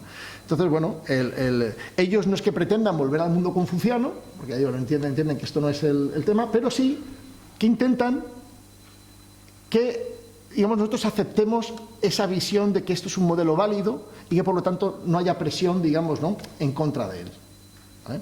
Y además de manera activa sí que lo difunden sobre todo también en países en vías de desarrollo, ¿vale? Porque ahí sí que hay, digamos, audiencias que son más receptivas a este mensaje. Porque claro, son sociedades más materialistas, que hablan esto más, y también previsiones en el sentido más positivas, ¿no? Hacia lo que ha conseguido el partido. Porque una última idea sobre esto. Claro, lo que yo decía antes, claro, esto tiene un gran éxito socioeconómico, pero en otros temas de libertades civiles y derechos políticos es evidente que no ha habido esos avances. Pero, claro, la realidad de China es plural, pero también el ojo del que mira es distinto. O sea, no todas las personas de todos los países se fijan en las mismas cosas de China. Y hay países donde la gente está más interesada en ver, ¿no?, ese desarrollo socioeconómico de China que a lo mejor ver, ¿no?, los problemas o las limitaciones que hay en términos de libertades civiles y derechos políticos. Entonces son más receptivos, ¿no?, a ese tipo de mensaje. Lo de los jóvenes, lo último. No es mero wishful thinking, o sea, no es meramente, ¿no?, que a mí me guste pensar esto. Ahora, tampoco quiero decir, ¿no?, de hecho, como comentaba antes, ¿no?, está toda esta cuestión, ¿no?, del nacionalismo, y está toda esta cuestión, ¿no?, del tecnoautoritarismo, ¿no?, que intenta cuestionar o intenta limitar esto, ¿no? O sea, que yo no quiero decir, o sea, mi planteamiento no es China, digamos, es un país, ¿no?, que inevitablemente va a tener más libertades y derechos políticos porque la sociedad china lo va a pedir. No, ese no es mi planteamiento, pero mi planteamiento sí es que la sociedad china es dinámica, como toda sociedad, es cambiante. Y el partido, además, uno de los grandes éxitos del partido, de hecho, es que también no solo ha moldeado a la sociedad china, sino que también se ha adaptado a esa sociedad, ¿vale? Y entonces yo no sé si ellos van a ser exitosos o no, ¿no?, a la hora de frenar, ¿no?, esas potenciales demandas de mayores libertades civiles y derechos políticos. Pero lo que sí me parece claro es que esto es una posibilidad, ¿no?, y que cuando hablas con jóvenes chinos, aunque tienen ideas diferentes, ¿no?, en muchos temas, aquí en nuestros jóvenes, pero sí que empiezan a cuestionar cosas pues que a lo mejor sus mayores no se han cuestionado de la misma manera, ¿no? Y esto, bueno, pues no sabemos por dónde va a ir, ¿no? Pero desde luego tampoco quiero ser determinista, de verdad que no. O sea, es decir, ¿no?, de dar por hecho que es que China... No, eso no. Había una mano antes y esto es por aquí atrás hace mucho rato. Sí, gracias. Bueno, en primer lugar, quería agradecerte la conferencia por la claridad y porque creo que también provoca muchas preguntas. Y bueno, yo quería reincidir en lo último que habéis estado hablando y la última pregunta de Adela Cortina, pero hecha de otra manera y con lo que has contestado antes. Y es la idea de bienestar sin democracia. Es decir, que creo que se podría resumir, ¿no?, lo que estamos hablando, ¿no? Sí. En ese sentido, ya no lo que repercute dentro, sino cómo puede repercutir de cara a una democracia, a unos países democráticos, y cuando cada vez más se está hablando de la desconsolidación de la democracia liberal, ¿no? O sea, ¿cómo puede repercutir esa idea? Porque ya has dicho, es verdad, desde un sitio u otro se ven unas partes de China, pero claro, a mí la idea esa me interesa ver cómo puede repercutir, ¿no?, en nuestra sociedad, y cuando estamos hablando, cuando hay filósofos de la política que hablan de contra las elecciones, de contra la democracia, etcétera, y esa sensación, ¿no?, de que se está pasando también en el mundo de la democracia liberal, social. Vale, gracias. Sí, no, es un tema, digo, a mí también me parece muy importante, ¿no?, porque el partido ofrece como un modelo tecnocrático, ¿no? O sea, ofrece un modelo, ¿no?, que no está basado, ¿no?, pues en el apoyo, digamos, en la soberanía, ¿no?, del pueblo, en unas votaciones, no es un modelo procedimental, o sea, no está basado en esto, pero sí en la idea, ¿no?, de que llegan al poder, ¿no?, los mejores, y que los que llegan al poder, ¿no?, pues tienen un conocimiento especializado y que son capaces de generar políticas públicas, ¿no?, que son, digamos, son las que tienen el mejor impacto, ¿no?, sobre el bienestar de la población, ¿no? Entonces, claro, y en ese sentido, claro, también el partido hace muchos esfuerzos por reducir la democracia, digamos, a la demagogia, ¿no?, y presentar, ¿no?, los sistemas democráticos como altamente ineficaces, ¿no?, conflictivos, y claro, ahí esto también engarza con la cuestión de los valores confucianos, ¿no?, porque, claro, para nosotros hablo aquí en generalidades, pero bueno, el pensamiento, digamos, político liberal tiende a pensar que la mejor forma, ¿no?, de organizar la sociedad es de manera libre los individuos, ¿no?, pues organicen para perseguir sus intereses, ¿no?, sus deseos, sus objetivos, ¿no?, y tal. Pero esto, desde el punto de vista confuciano, desde el punto de vista del partido, esto genera conflicto. Esto genera, digamos, ¿no?, tensiones dentro de la sociedad, ¿no? Claro, el modelo confuciano, el concepto de armonía o del óptimo, digamos, ¿no?, de bienestar social, se obtiene cuando cada individuo no actúa según sus intereses individuales o sus deseos individuales, sino que lo hace según el rol que le corresponde en la sociedad, ¿vale? El papel que te corresponde, ya sea como padre, como hijo, como esposo, como profesor, como súbdito, ¿no? Entonces, claro, es una visión, digamos, más colectivista, ¿no? Y claro, el Partido Comunista Chino también juega con esto, ¿no? Y juega con la idea de que es necesario, en este caso, ¿no?, un gobierno fuerte para garantizar esa estabilidad social y impedir, ¿no?, pues que una sociedad excesivamente individualizada pues genere ese conflicto, genere esa inestabilidad y impida, ¿no?, el desarrollo socioeconómico, ¿no? Entonces, claro, esto es parte de este debate y ya digo, ¿no? Si uno ve pues, los medios de comunicación chinos, pues claro, hay unas, de manera recurrente, ¿no? Pues claro, hay unas visiones muy distorsionadas, ¿no? Muy negativas de la democracia y cuando uno ve, ¿no? Pues influencia china en terceros países, ve que en muchos casos, ¿no? Pues hay conexiones o hay relaciones pues, con grupos que cuestionan la democracia, ¿no? Que favorecen modelos alternativos, ¿no? Y sobre todo, ya digo, de cara o vinculado no a un debate tanto en contexto de países en vías de desarrollo, sino en democracias, digamos, más consolidadas, así como las nuestras, pues esta cuestión de la tecnocracia, ¿no? De un modelo tecnocrático, ¿no? Que pues ahí sí, yo veo que claramente, ¿no? El Partido Comunista Chino, ¿no? pues tiene un potencial, ¿no? de disruptivo importante, ¿no? Por eso yo mencionaba antes también esta cuestión del tecnoautoritarismo, el tecnosocialismo, porque esto creo que va muy vinculado a esa capacidad de desarrollar, ya digo, ¿no? Bienes, o sea, servicios, digamos, para la población que en un contexto, ¿no? de determinadas libertades o derechos sean más difíciles de garantizar. Pero bueno. Sí, hola, buenas tardes. Soy Manuel. Quería, al hilo del comentario anterior sobre Etiopía, que es un modelo que yo he conocido también personalmente, quería una valoración de medio plazo sobre si será posible que coexistan en un futuro los dos modelos de ayuda al desarrollo, es decir, el que las democracias liberales han llevado a cabo durante los últimos 40 o 50 años, basado sobre todo en pied à terre, en el terreno, sobre temas educativos y temas sanitarios, y el modelo de desarrollo puramente económico, que sí que ha tenido un impacto enorme en los países africanos, por lo menos lo que yo conozco. La población, de momento, está muy a favor, porque en Addis Abeba haber construido un metro o puentes que había que hacer 10 kilómetros para pasar de aquí a ahí, ¿no?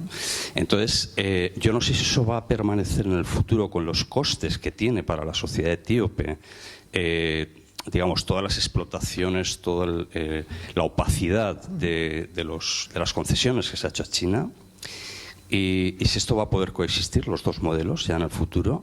Y también, sobre todo, me interesa el impacto que pueda estar teniendo sobre la reputación de la República Popular China en el mundo occidental, los programas con unos recursos inmensos de invitación a académicos europeos y norteamericanos que están girando su visión sobre el modelo chino de dictadura capitalista, entre comillas, y están suavizando mucho las críticas. Y a mí eso me preocupa profundamente.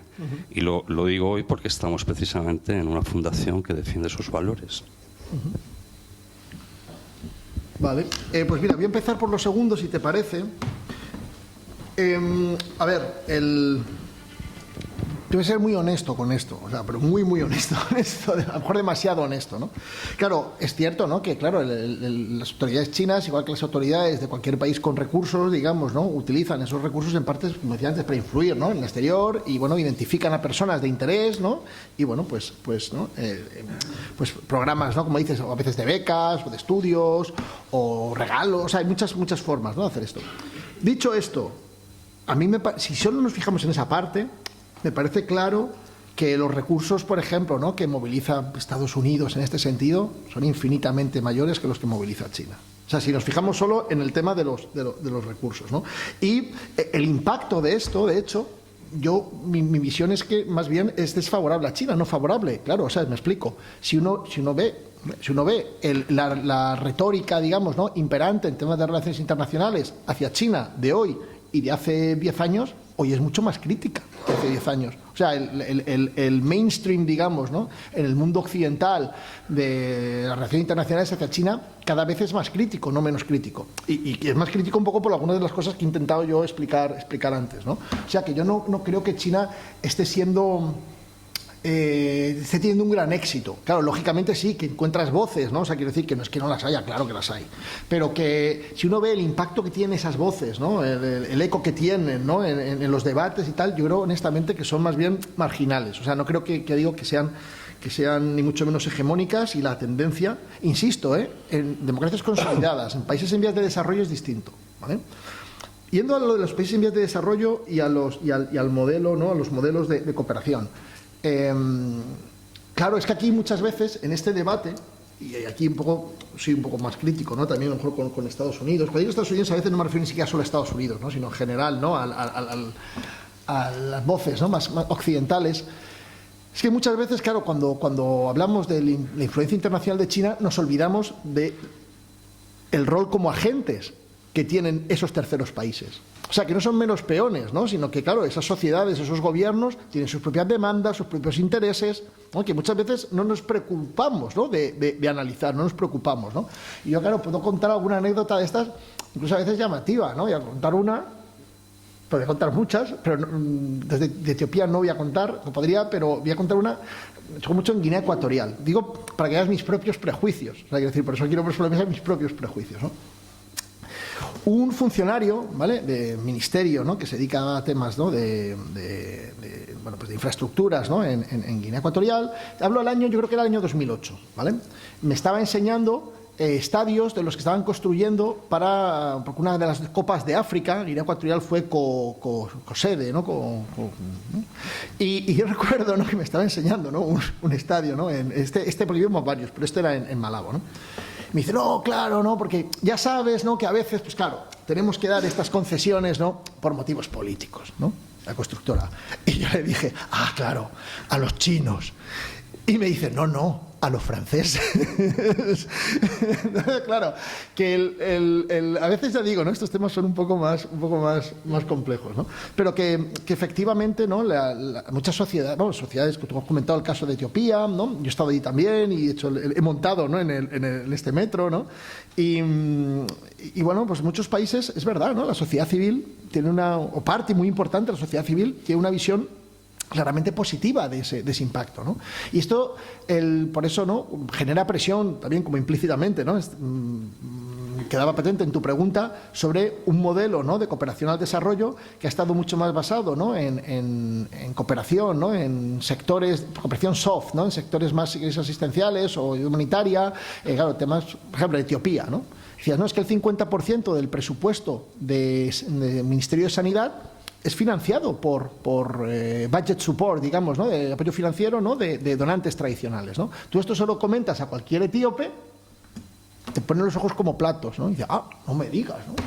No tenía ni idea de esto, ¿no? Claro, no es visible, ¿no? Este tipo de cooperación no es visible. Y sin embargo, claro, el metro, súper visible. Esto lo ve todo el mundo, ¿no? Entonces, claro, este modelo, ¿no?, basado en infraestructuras, ¿no?, en tangibles, ¿no?, visibles, pues claro, genera unos réditos en términos de imagen mucho mayor, ¿no? Y aparte, una reflexión, ¿no? Por ejemplo, me la hacían, ¿no?, varios académicos allí en etíopes, ¿no? Me decían, no, claro, es que para nosotros lo que hace Occidente nos ayuda a ir tirando. Dice, pero claro, China, ¿no?, el potencial que tiene es que puede romper cuellos de botella, ¿no?, a nivel de desarrollo, y tal, y claro, eso puede impulsar nuestra economía. Por ejemplo, en Etiopía, pues como sabes, todo el tema de los parques industriales, ¿no?, pues se ha invertido mucho. Tal. Que luego tampoco ha tenido tanto éxito, pero bueno, que no quiero entrar a nivel micro, ¿no? Pero bueno, que es ahí, ¿no? Que yo no sé si van a coexistir o no coexistir los dos, pero lo que es evidente es que nosotros la Unión Europea está modificando su forma de aproximarse a esto, ¿no? Y además muy recientemente habéis visto esta iniciativa, ¿no?, del Global Gateway, ¿no?, que es pues este gran proyecto, ¿no?, de conectividad, ¿no?, de la Unión Europea, que pretende movilizar, ¿no?, 300.000 millones de euros, ¿no?, no recuerdo ahora el periodo, ¿no?, el plazo, ¿no?, temporal, y que es una respuesta clara, ¿no?, a esta forma de hacer cooperación, ¿no?, de China, ¿no? O sea, que yo no... O sea, no quiero decir que nosotros vayamos a dejar de hacer lo que hacemos completamente, pero que es evidente, ¿no?, que estamos viéndonos influidos, ¿no?, por esta forma, ¿no?, de China hacer las cosas. Sí, yo quería hacerte dos preguntas. Primero, estamos en Valencia y la ruta de la seda es fundamental.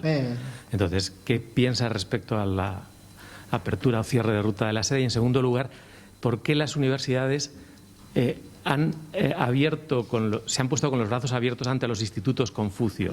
Es decir, si a otros países, a otras culturas se les hubiera ocurrido abrir institutos, pues a lo mejor no tendrían los brazos tan abiertos. Entonces, ¿cómo se ve desde la geopolítica esa apertura indiscriminada en todas las universidades de institutos Confucio y, en concreto, qué piensas de la ruta de la seda? Vale, la ruta de la seda en realidad no la he mencionado, ¿no?, apenas, porque en el fondo yo entiendo la ruta de la seda más como una narrativa, que como realmente una iniciativa. Porque muchas, por ejemplo, de las iniciativas que está en la ruta de la seda ya habían empezado antes, ¿no? Por ejemplo, el tema de los trenes, ¿no? Entre Europa y China, ¿no?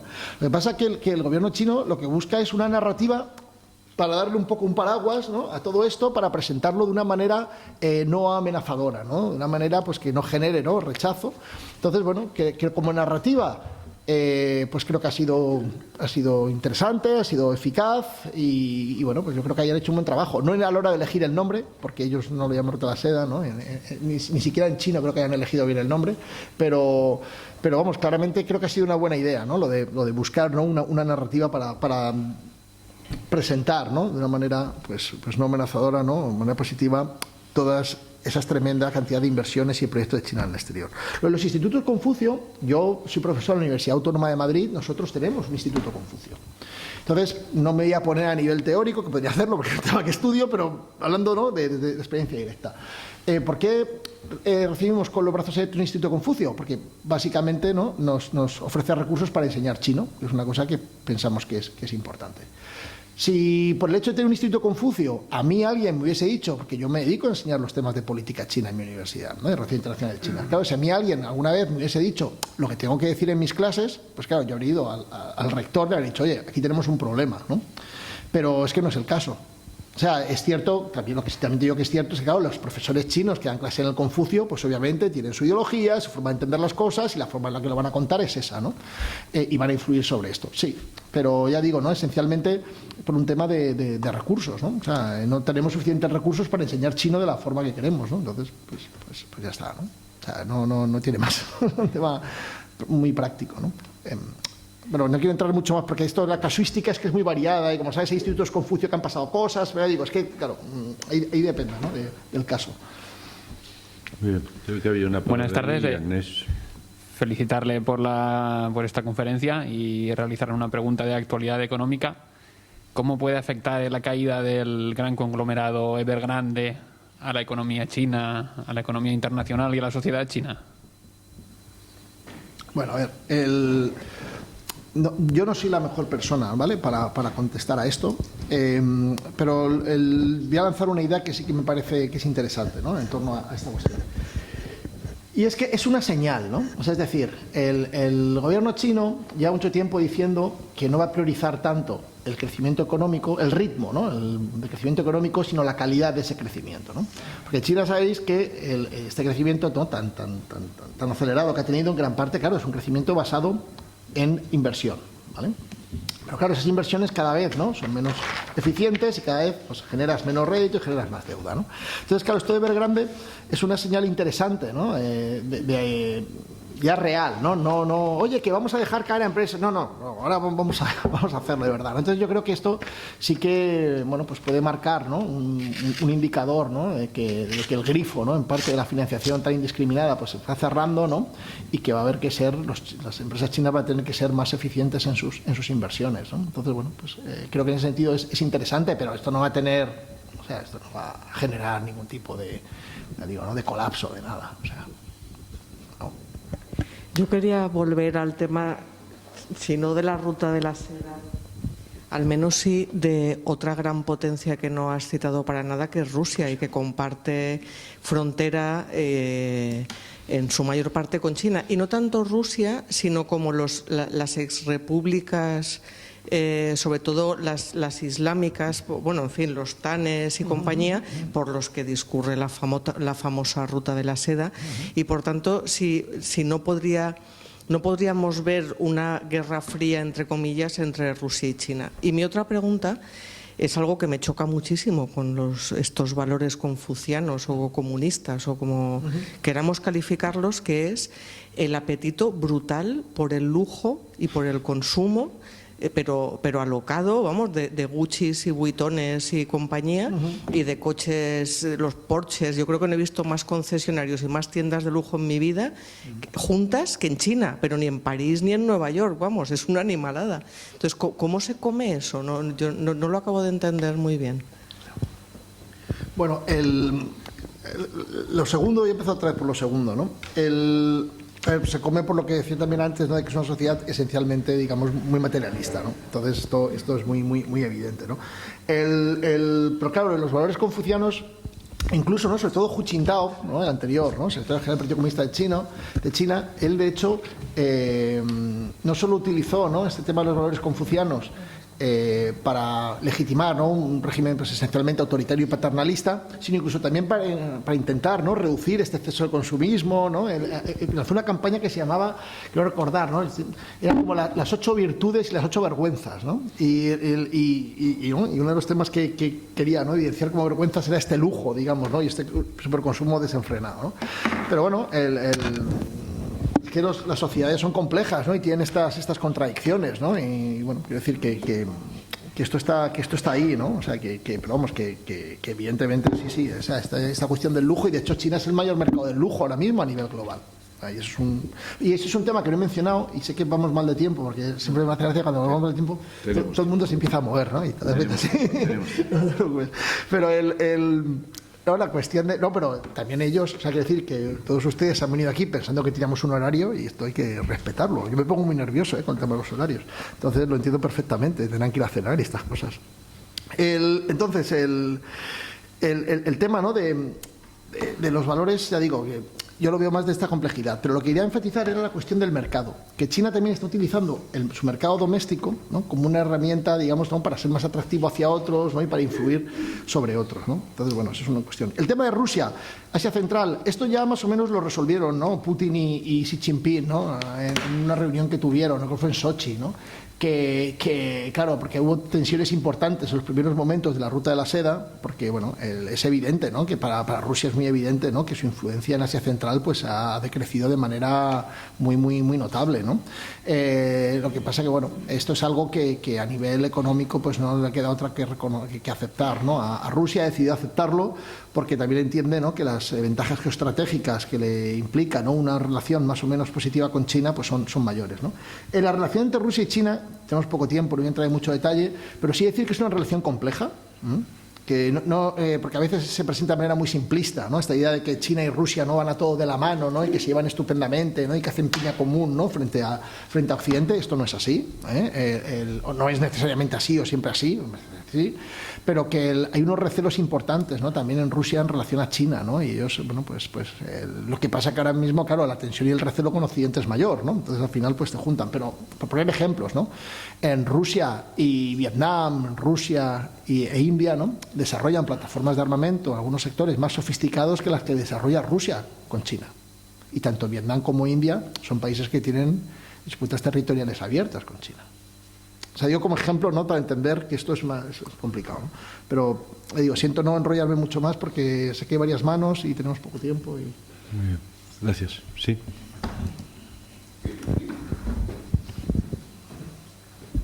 Sí, estamos en ámbito empresarial. Quería preguntarle por la empresa en China, régimen doméstico, no de cara al exterior.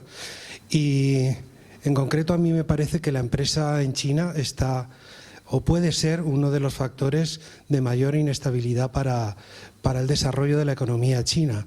Yo creo que ha seguido una evolución, una metamorfosis como no en ningún país, desde una economía controlada en la que la empresa era al 100% estatal, luego han entrado las empresas extranjeras solo a comprar mano de obra barata, luego ya han pasado a tener tecnología con empresas mixtas obligadas al 50% mínimo, y ahora están en una situación en la que se ha favorecido a la empresa pública y les ha ido creciendo los enanos, permítame la expresión, y han empezado a aparecer Alibabas con problemas con el poder, han empezado a aparecer, menos los bancos chinos que todavía están muy controlados por el Estado, pero han empezado a aparecer también grandes empresas como la que acaban de nombrar, de inmobiliarias, de automóvil, tecnológicas, que incluso tienen problemas internacionales, como que detienen en Canadá a la directora de... Bueno, se plantea unas empresas de enorme tamaño que ya le empiezan a plantar cara al gobierno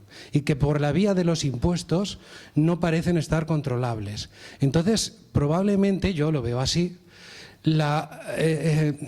el pie de barro que tiene el gobierno no sería la propia población, que está muy controlada y está muy bajo aquella frase tan famosa de gato blanco, gato negro, no importa si caza ratones, pero ahí hay unas empresas que ya quieren tener poder y un Estado que ha estado diciendo que Internet se podía bloquear porque la libertad occidental que se propone es una libertad que tiene el poderoso que mantiene las redes sociales, pero no es una libertad real, porque las empresas son capaces de manejar la libertad formal occidental, pero no es real. Y toda esa ideología que se ha montado en torno a la empresa popular, a la empresa estatal, también se les derrumba, pero es que aparte, al final sabes que el presidente de Alibaba ha estado no se sabe dónde mucho tiempo y que se le ha puesto en la fila y ahora parece que aparece una figura nueva que es paralela al impuesto, que es una especie de benefactor del Estado, en la que parece que el Estado le dice, como tus ingresos son de un volumen tan extraordinario y no te puedo parar por nada, o te pones en la fila y eres benefactor, o yo te voy a poner no sé qué medidas. Entonces puede que no sepa nadie la respuesta a la pregunta, pero a mí me da la impresión de que tiene un serio problema con la empresa. O sea, ¿qué hace con unas empresas que ha dejado crecer como un monstruo a la sombra del poder, pero ahora ya son tan grandes que le plantean verdaderamente un problema de desarrollo porque le van a discutir muchas de las medidas? Yo, si te parece, prefiero, si hay más preguntas, ya tal, vale, porque así yo puedo gestionar mejor el tiempo. Perfecto. Claro, Mario. Tú eres el que contestes. ¿Alguna pregunta más? Adela. Al fondo yo veo a una mano. Yo veo dos manos. Vale, pues hacemos las... Yo también te quiero hacer una. Pues 4 manos. ¿Pregunto ahora o cuando conteste? Sí, hacemos... Es que Mario sí, mejor, prefiere que... Vale. Así... A lo mejor incluso alguna respuesta puede ser... puedo gestionar mejor el tiempo. Yo quería comentar sobre el incremento previsto de la población en China, ¿no? Que aparentemente será bastante considerable una vez eliminado la política de hijo único. Yo esto lo ligaría en que China es deficitaria en producción de materias primas, es importadora neta de maíz, de soja, de metales, es deficitaria de muchos de los recursos que necesita para alimentar a su población, hasta el punto de que son un agente bastante desestabilizador de los mercados internacionales. Entonces yo, ¿hasta qué punto? Me planteo hasta qué punto su política de colonización económica, que yo creo que es bastante clara, ¿vale?, va en busca de materias primas para alimentar a esa población que va a crecer de forma constante en el futuro, ¿no? O sea, yo te doy inversiones, pero exploto tu tierra y me llevo tus cultivos porque necesito alimentar, ¿no? De hecho, en algunos países que quiere invertir en tierra no les dejan, evidentemente, porque bueno, no deja de ser un asunto estratégico para cualquier país en el que China se puede ver como un peligro, ¿no? Muy bien. Creo que hay alguna pregunta más. Había... Sí, para enlazar con todo lo que se está diciendo, alguna apreciación sobre el control de la discrepancia en China. Es decir, ya digo ya la libertad de expresión, pero cómo lleva un poco opinión de la visión de cómo la propia mentalidad a nivel de la calle, ¿no?, de la sociología o la mentalidad familiar o personal china, lleva el tema de discrepar o no, o atreverse o no discrepar, conectado con qué medios reales, si los sabemos, que algo supongo que sabremos, de, no sé si llamar de control o espionaje o incluso coerción, está utilizando el gobierno, pero no en Pekín, sino en un pueblo perdido, no voy a decir de 5.000 habitantes, porque allí tiene otros tamaños, pero sí de 100.000 habitantes en el interior de China, ¿no? Es decir, en un bar o en una universidad, para un poco vislumbrar de si puede ocurrir o no a corto plazo o a medio plazo algún tipo de corriente real, social, discrepante en algún sentido, tipo Hong Kong, digamos, o no, o si eso está muy lejos porque no está maduro de ninguna manera en la sociedad china, o se controla. Bueno, creo que por parte del público no hay más preguntas. Muy bien, yo te lanzo la mía, Mario, porque también me interesa mucho conocer tu opinión. Yo creo que en los últimos 40 años el modelo chino es un modelo de éxito. Si se ven los indicadores socioeconómicos, en todos los indicadores se puede decir que han tenido un modelo o que están teniendo un modelo de éxito. Luego, además, ese planteamiento confuciano que nos decía también José Antonio Marina, que lo tuvimos de conferenciante en junio, que China prefiere la armonía frente a la libertad, sobre todo en lo que conlleva de cercenar la libertad, en Occidente empieza a haber gente, hablo de mandatarios, no estoy hablando solo de gente de pie, que lo ve como un modelo que gusta. Entonces, basándonos en esas dos premisas, tú en un horizonte de 20 años, ¿cómo ves los equilibrios? Es decir, ya has dicho que en el 2030, y además los estudios, el Economist lo ha publicado hace tiempo, que el PIB chino será superior al de los Estados Unidos. Pero yo voy más allá del PIB. O sea, ¿cuál puede ser el equilibrio en el horizonte de la década del 2030-2040?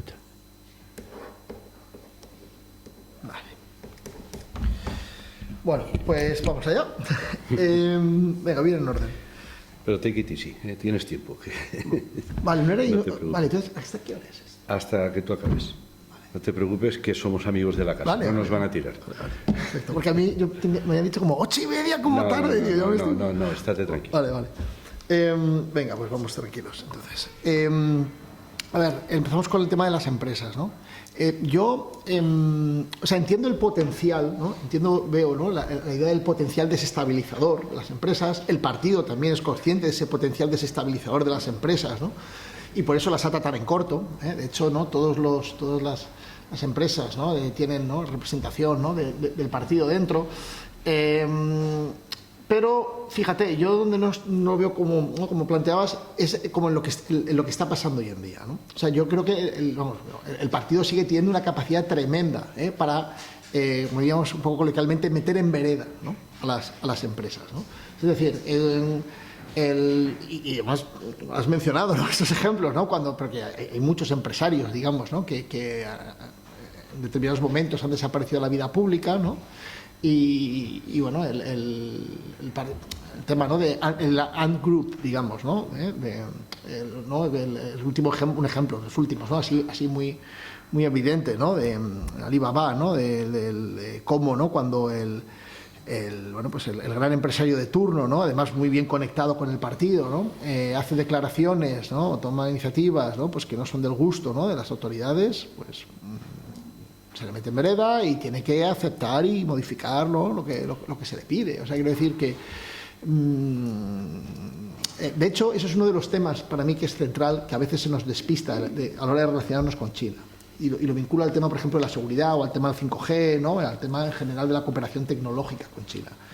Claro, es que da igual lo que diga la ley en China. Da igual. O sea, China no es un Estado de Derecho. Da igual lo que diga la ley en China. El gobierno tiene una capacidad real de imponer sus prioridades sobre las empresas. Esto no quiero decir con esto, cuidado, que todo lo que pasa en la empresa china esté controlado y dirigido por el gobierno y que haya como un plan maestro y que todos actúen a la una. No, es mucho más complicado. Pero cuando hay una cuestión que al gobierno realmente, a las autoridades políticas realmente les parece clave, y van a la empresa y dicen esto y es esto. Es esto. O sea, no hay otra opción. No hay otra opción. Entonces, yo ahí ya digo que no veo que está bien. Lo que pasa, claro, al gobierno le preocupa, sobre todo con el tema de nuevas tecnologías, porque ahí son sectores muy cambiantes, donde hay poca regulación, donde hay poca experiencia previa, y entonces no está muy claro a veces qué impactos, ¿no? Por ejemplo, el tema de Land Group, la gestión de esto de los microcréditos, ¿no? Y como eran unos microcréditos que no tenían suficientes garantías, digamos, detrás, pues claro, se podía entrar en un default ahí masivo, imaginaros, ¿no? El problemón de estabilidad social que le genera al partido. Entonces, claro, empiezan a atar cabos, ¿no? Entonces dicen, cuidado con esto, ¿no? Claro, cogen, descuelgan el teléfono y ya está. O sea, y se soluciona. Pues se soluciona porque, digo, tiene capacidad de solucionarlo. Entonces sí coincido, ¿no? En el potencial desestabilizador, coincido en la problemática que es esto, pero claramente el partido sigue teniendo capacidad de control muy ejecutiva, ¿no? El tema demográfico es un poco al revés. O sea, es decir, así me explico. Evidentemente no es al revés el hecho de la tremenda población, ¿no?, que tiene China, pero la tendencia es un poco la opuesta, ¿no? De hecho, la gran preocupación que tiene el partido es que, aunque han relajado, ¿no?, las políticas de control de natalidad, claro, la población en China ya no quiere tener hijos. O sea, la tasa de fertilidad en China es que es bajísima, y ahora el debate en China, de hecho, más bien ya no es, ¿no?, si restringir o no, es más bien si hay que empezar a aplicar y qué medidas activas para fomentar la natalidad. Porque ya digo que estamos en la dinámica de que los jóvenes chinos, claro, China es un país, o sea, la problemática que tienen muchas familias en China pues es muy parecida a la que pasa en España, es decir, sueldos bajos, horarios interminables, falta de apoyo público, ¿no?, para la conciliación familiar. Entonces dicen, tenlos tú. Entonces, claro, en China ahora mismo la realidad es esta, ¿no? Han pasado de un extremo al otro, ¿no? Entonces, ahora, dicho esto, claro, sigue siendo, ¿no?, demográficamente un país muy importante, es un país con una escasa superficie cultivable, ¿no?, en función de la población que tiene, claro, y es un país que ejerce una presión importante sobre los mercados mundiales de alimentos, ¿no? O sea, esto es claro, ¿no? Pero la tendencia, ¿sabes? La tendencia, esto no va a ser un problema creciente, ya digo, ¿no? Porque la tendencia demográfica en China no es esta, ¿no? Pero bueno, sí que es un factor relevante, ya digo, porque bueno, pues sí que es cierto, ¿no?, que los mercados internacionales de alimentos, China está ahí y que hay muchas, ¿no?, inversiones de China en el exterior pues van, ¿no?, orientadas al control, ¿no?, de este tipo, ¿no?, de productos alimentarios, ¿no? Pero bueno, que eso, un poco la tendencia es distinta. Lo de las discrepancias, a ver, varias cosas de lo que han mencionado. Primero, Hong Kong es muy diferente, ¿vale? ¿Por qué Hong Kong es muy diferente? Porque Hong Kong es una sociedad en parte ya postmaterialista, claro, y aparte Hong Kong, a nivel identitario, ellos a nivel identitario me refiero, ¿no? No comparten esa identidad mainstream, ¿no?, que está detrás de ese nacionalismo chino al que yo hacía referencia antes. Entonces, claro, al partido le cojea ahí, ¿no? Su receta, que funciona muy bien en la mayor parte de China, en Hong Kong no funciona. Entonces, claro, por eso, solo para decirlo, porque como has puesto un poco Hong Kong, pero que Hong Kong es otra liga, digamos, ¿vale? Por esta cuestión, ¿vale? Entonces, sobre cómo gestionan la discrepancia. Mira, un tema yo creo que es interesante, el tema de los algoritmos, el tema del mundo digital. Los algoritmos en los buscadores en China, en las redes sociales en China, te orientan a la media, te orientan o sea, por ejemplo, vosotros aquí, supongo que tú usáis redes sociales, ¿no? Y si tú empiezas, ¿no?, a buscar en cualquier red social sobre tus intereses, os dais cuenta que progresivamente, ¿no?, lo que recibís va más orientado a vuestros intereses, ¿no? Porque está pensado, ¿no?, para adaptarse a lo que tú quieres, ¿no?, y a tu nicho y tal. Pero en China es al revés. O sea, en China todo el rato te están dando, ¿no?, lo que tú recibes es el mainstream, lo que tú recibes es lo que es más visto, lo visitado, porque la discrepancia, ¿no?, me pone muy nerviosa a las autoridades, entonces quieren que todo el mundo, ¿no?, vaya por ahí. Y hay mucho control en redes, Luego es verdad que en el espacio público así casual no penséis que China es tan restrictivo, o sea, tú puedes estar en un restaurante o en un bar en cualquier parte de China, yo he estado viajado por todas partes de China, con amigos chinos, extranjeros, hemos dicho de todo y nunca hemos tenido problemas. Otra cosa es si salgo a la calle, o ellos salen a la calle, ¿vale?, y con un megáfono o con una pancarta y empezamos a decir las mismas cosas. No, esto ya es un problema, ¿vale? Pero digamos que a ese nivel un poco más privado, aunque sea en un espacio público, ¿vale?, mientras tú no hagas ostentación de lo que estás diciendo, es bastante más relajado de lo que a lo mejor podemos pensar, ¿eh? Pero aquí el problema siempre es la organización. O sea, cuando tú te organizas, cuando hay, digamos, la acción colectiva, eso es lo que al partido claramente le pone nerviosísimo y corta de raíz. Y ahí suelen utilizar una estrategia de palo y zanahoria. O sea, es decir, cuando hay una acción colectiva y una reivindicación detrás, normalmente lo que hacen es, muchas veces prestan atención a la reivindicación, pero castigan a los que han organizado la acción colectiva. ¿Vale? Porque ya digo, lo que claramente les pone muy nerviosos es ¿no?, la estructura organizativa, ¿no? Esto les pone muy nerviosos en el ámbito sindical, estudiantil, el que sea, ¿no? Modelo de éxito. Bueno, como decía antes, depende de qué. O sea, quiero decir, no en todo es un modelo de éxito. Desde luego, también hay que decir, ¿no?, que no solo es éxito meramente a nivel macroeconómico, ¿no? Por eso decía yo todo el rato hablar de socioeconómico, ¿no? Porque si vemos el índice de desarrollo humano, ¿no?, pues vemos también este éxito ahí, ¿no? O sea, quiero decir que a veces no solo es este capitalismo descarnado, digamos, ¿no?, que también está ahí, pero que también, ¿no?, en términos de índice de desarrollo humano, hay una historia de éxito. Y coincido plenamente, ¿no? Un poco con esta idea, ¿no? De la armonía, ¿no? Frente a la libertad, ¿no? Sí, esto es muy prevalente, ¿no? en China, ¿no? Y luego la duda que yo tenía era cuando me has preguntado por los equilibrios. ¿Equilibrios de qué? O sea, relaciones de fuerza, ¿en qué ámbito? ¿No? ¿En el ámbito ideológico, en el ámbito económico, en el ámbito militar? Porque, claro, ahí son cosas diferentes. O sea, quiero decir que no entendía muy bien en concreto la pregunta. Vale, dónde iba. queda claro. Yo diría, como estamos con un tema de geoestrategia y geopolítica en ese ámbito. O sea, en este momento, lo comentabas tú en tu exposición, está Estados Unidos, está Europa, está China. ¿Hacia dónde va a evolucionar? ¿Cómo lo ves tú? No, claro, no tienes una bola de cristal, evidentemente, pero tienes mucha información y... Claro. Pues fíjate, yo creo que a China no le va a ir muy bien en este sentido, ¿no? Porque China tiene un gran problema realmente para hacer amigos, aunque nos parezca mentira. O sea, si os dais cuenta, ¿no? A nivel internacional, claro, países, por ejemplo, ¿dónde hace amigos China? ¿O qué amigos hace China? Son amigos muy concretos, ¿no? O sea, o son amigos que a nivel geoestratégico están, temas ideológicos muchas veces, completamente enfrentados, ¿no? Con Estados Unidos o democracias liberales, ¿no? El último caso habéis visto, ¿no? De Daniel Ortega, ¿no? Que ha el cambio de... Esto ha sido de esta semana, vamos, el cambio de reconocimiento, ¿no? De la República de China, ¿no? A la República Popular China. O son países, pues eso, con muchas necesidades en términos de desarrollo. El caso de África también lo habéis visto recientemente, ¿no? El FOCAC, ¿no? La última edición, ¿no? Es muy evidente, pues el éxito que tiene ahí de atracción de China.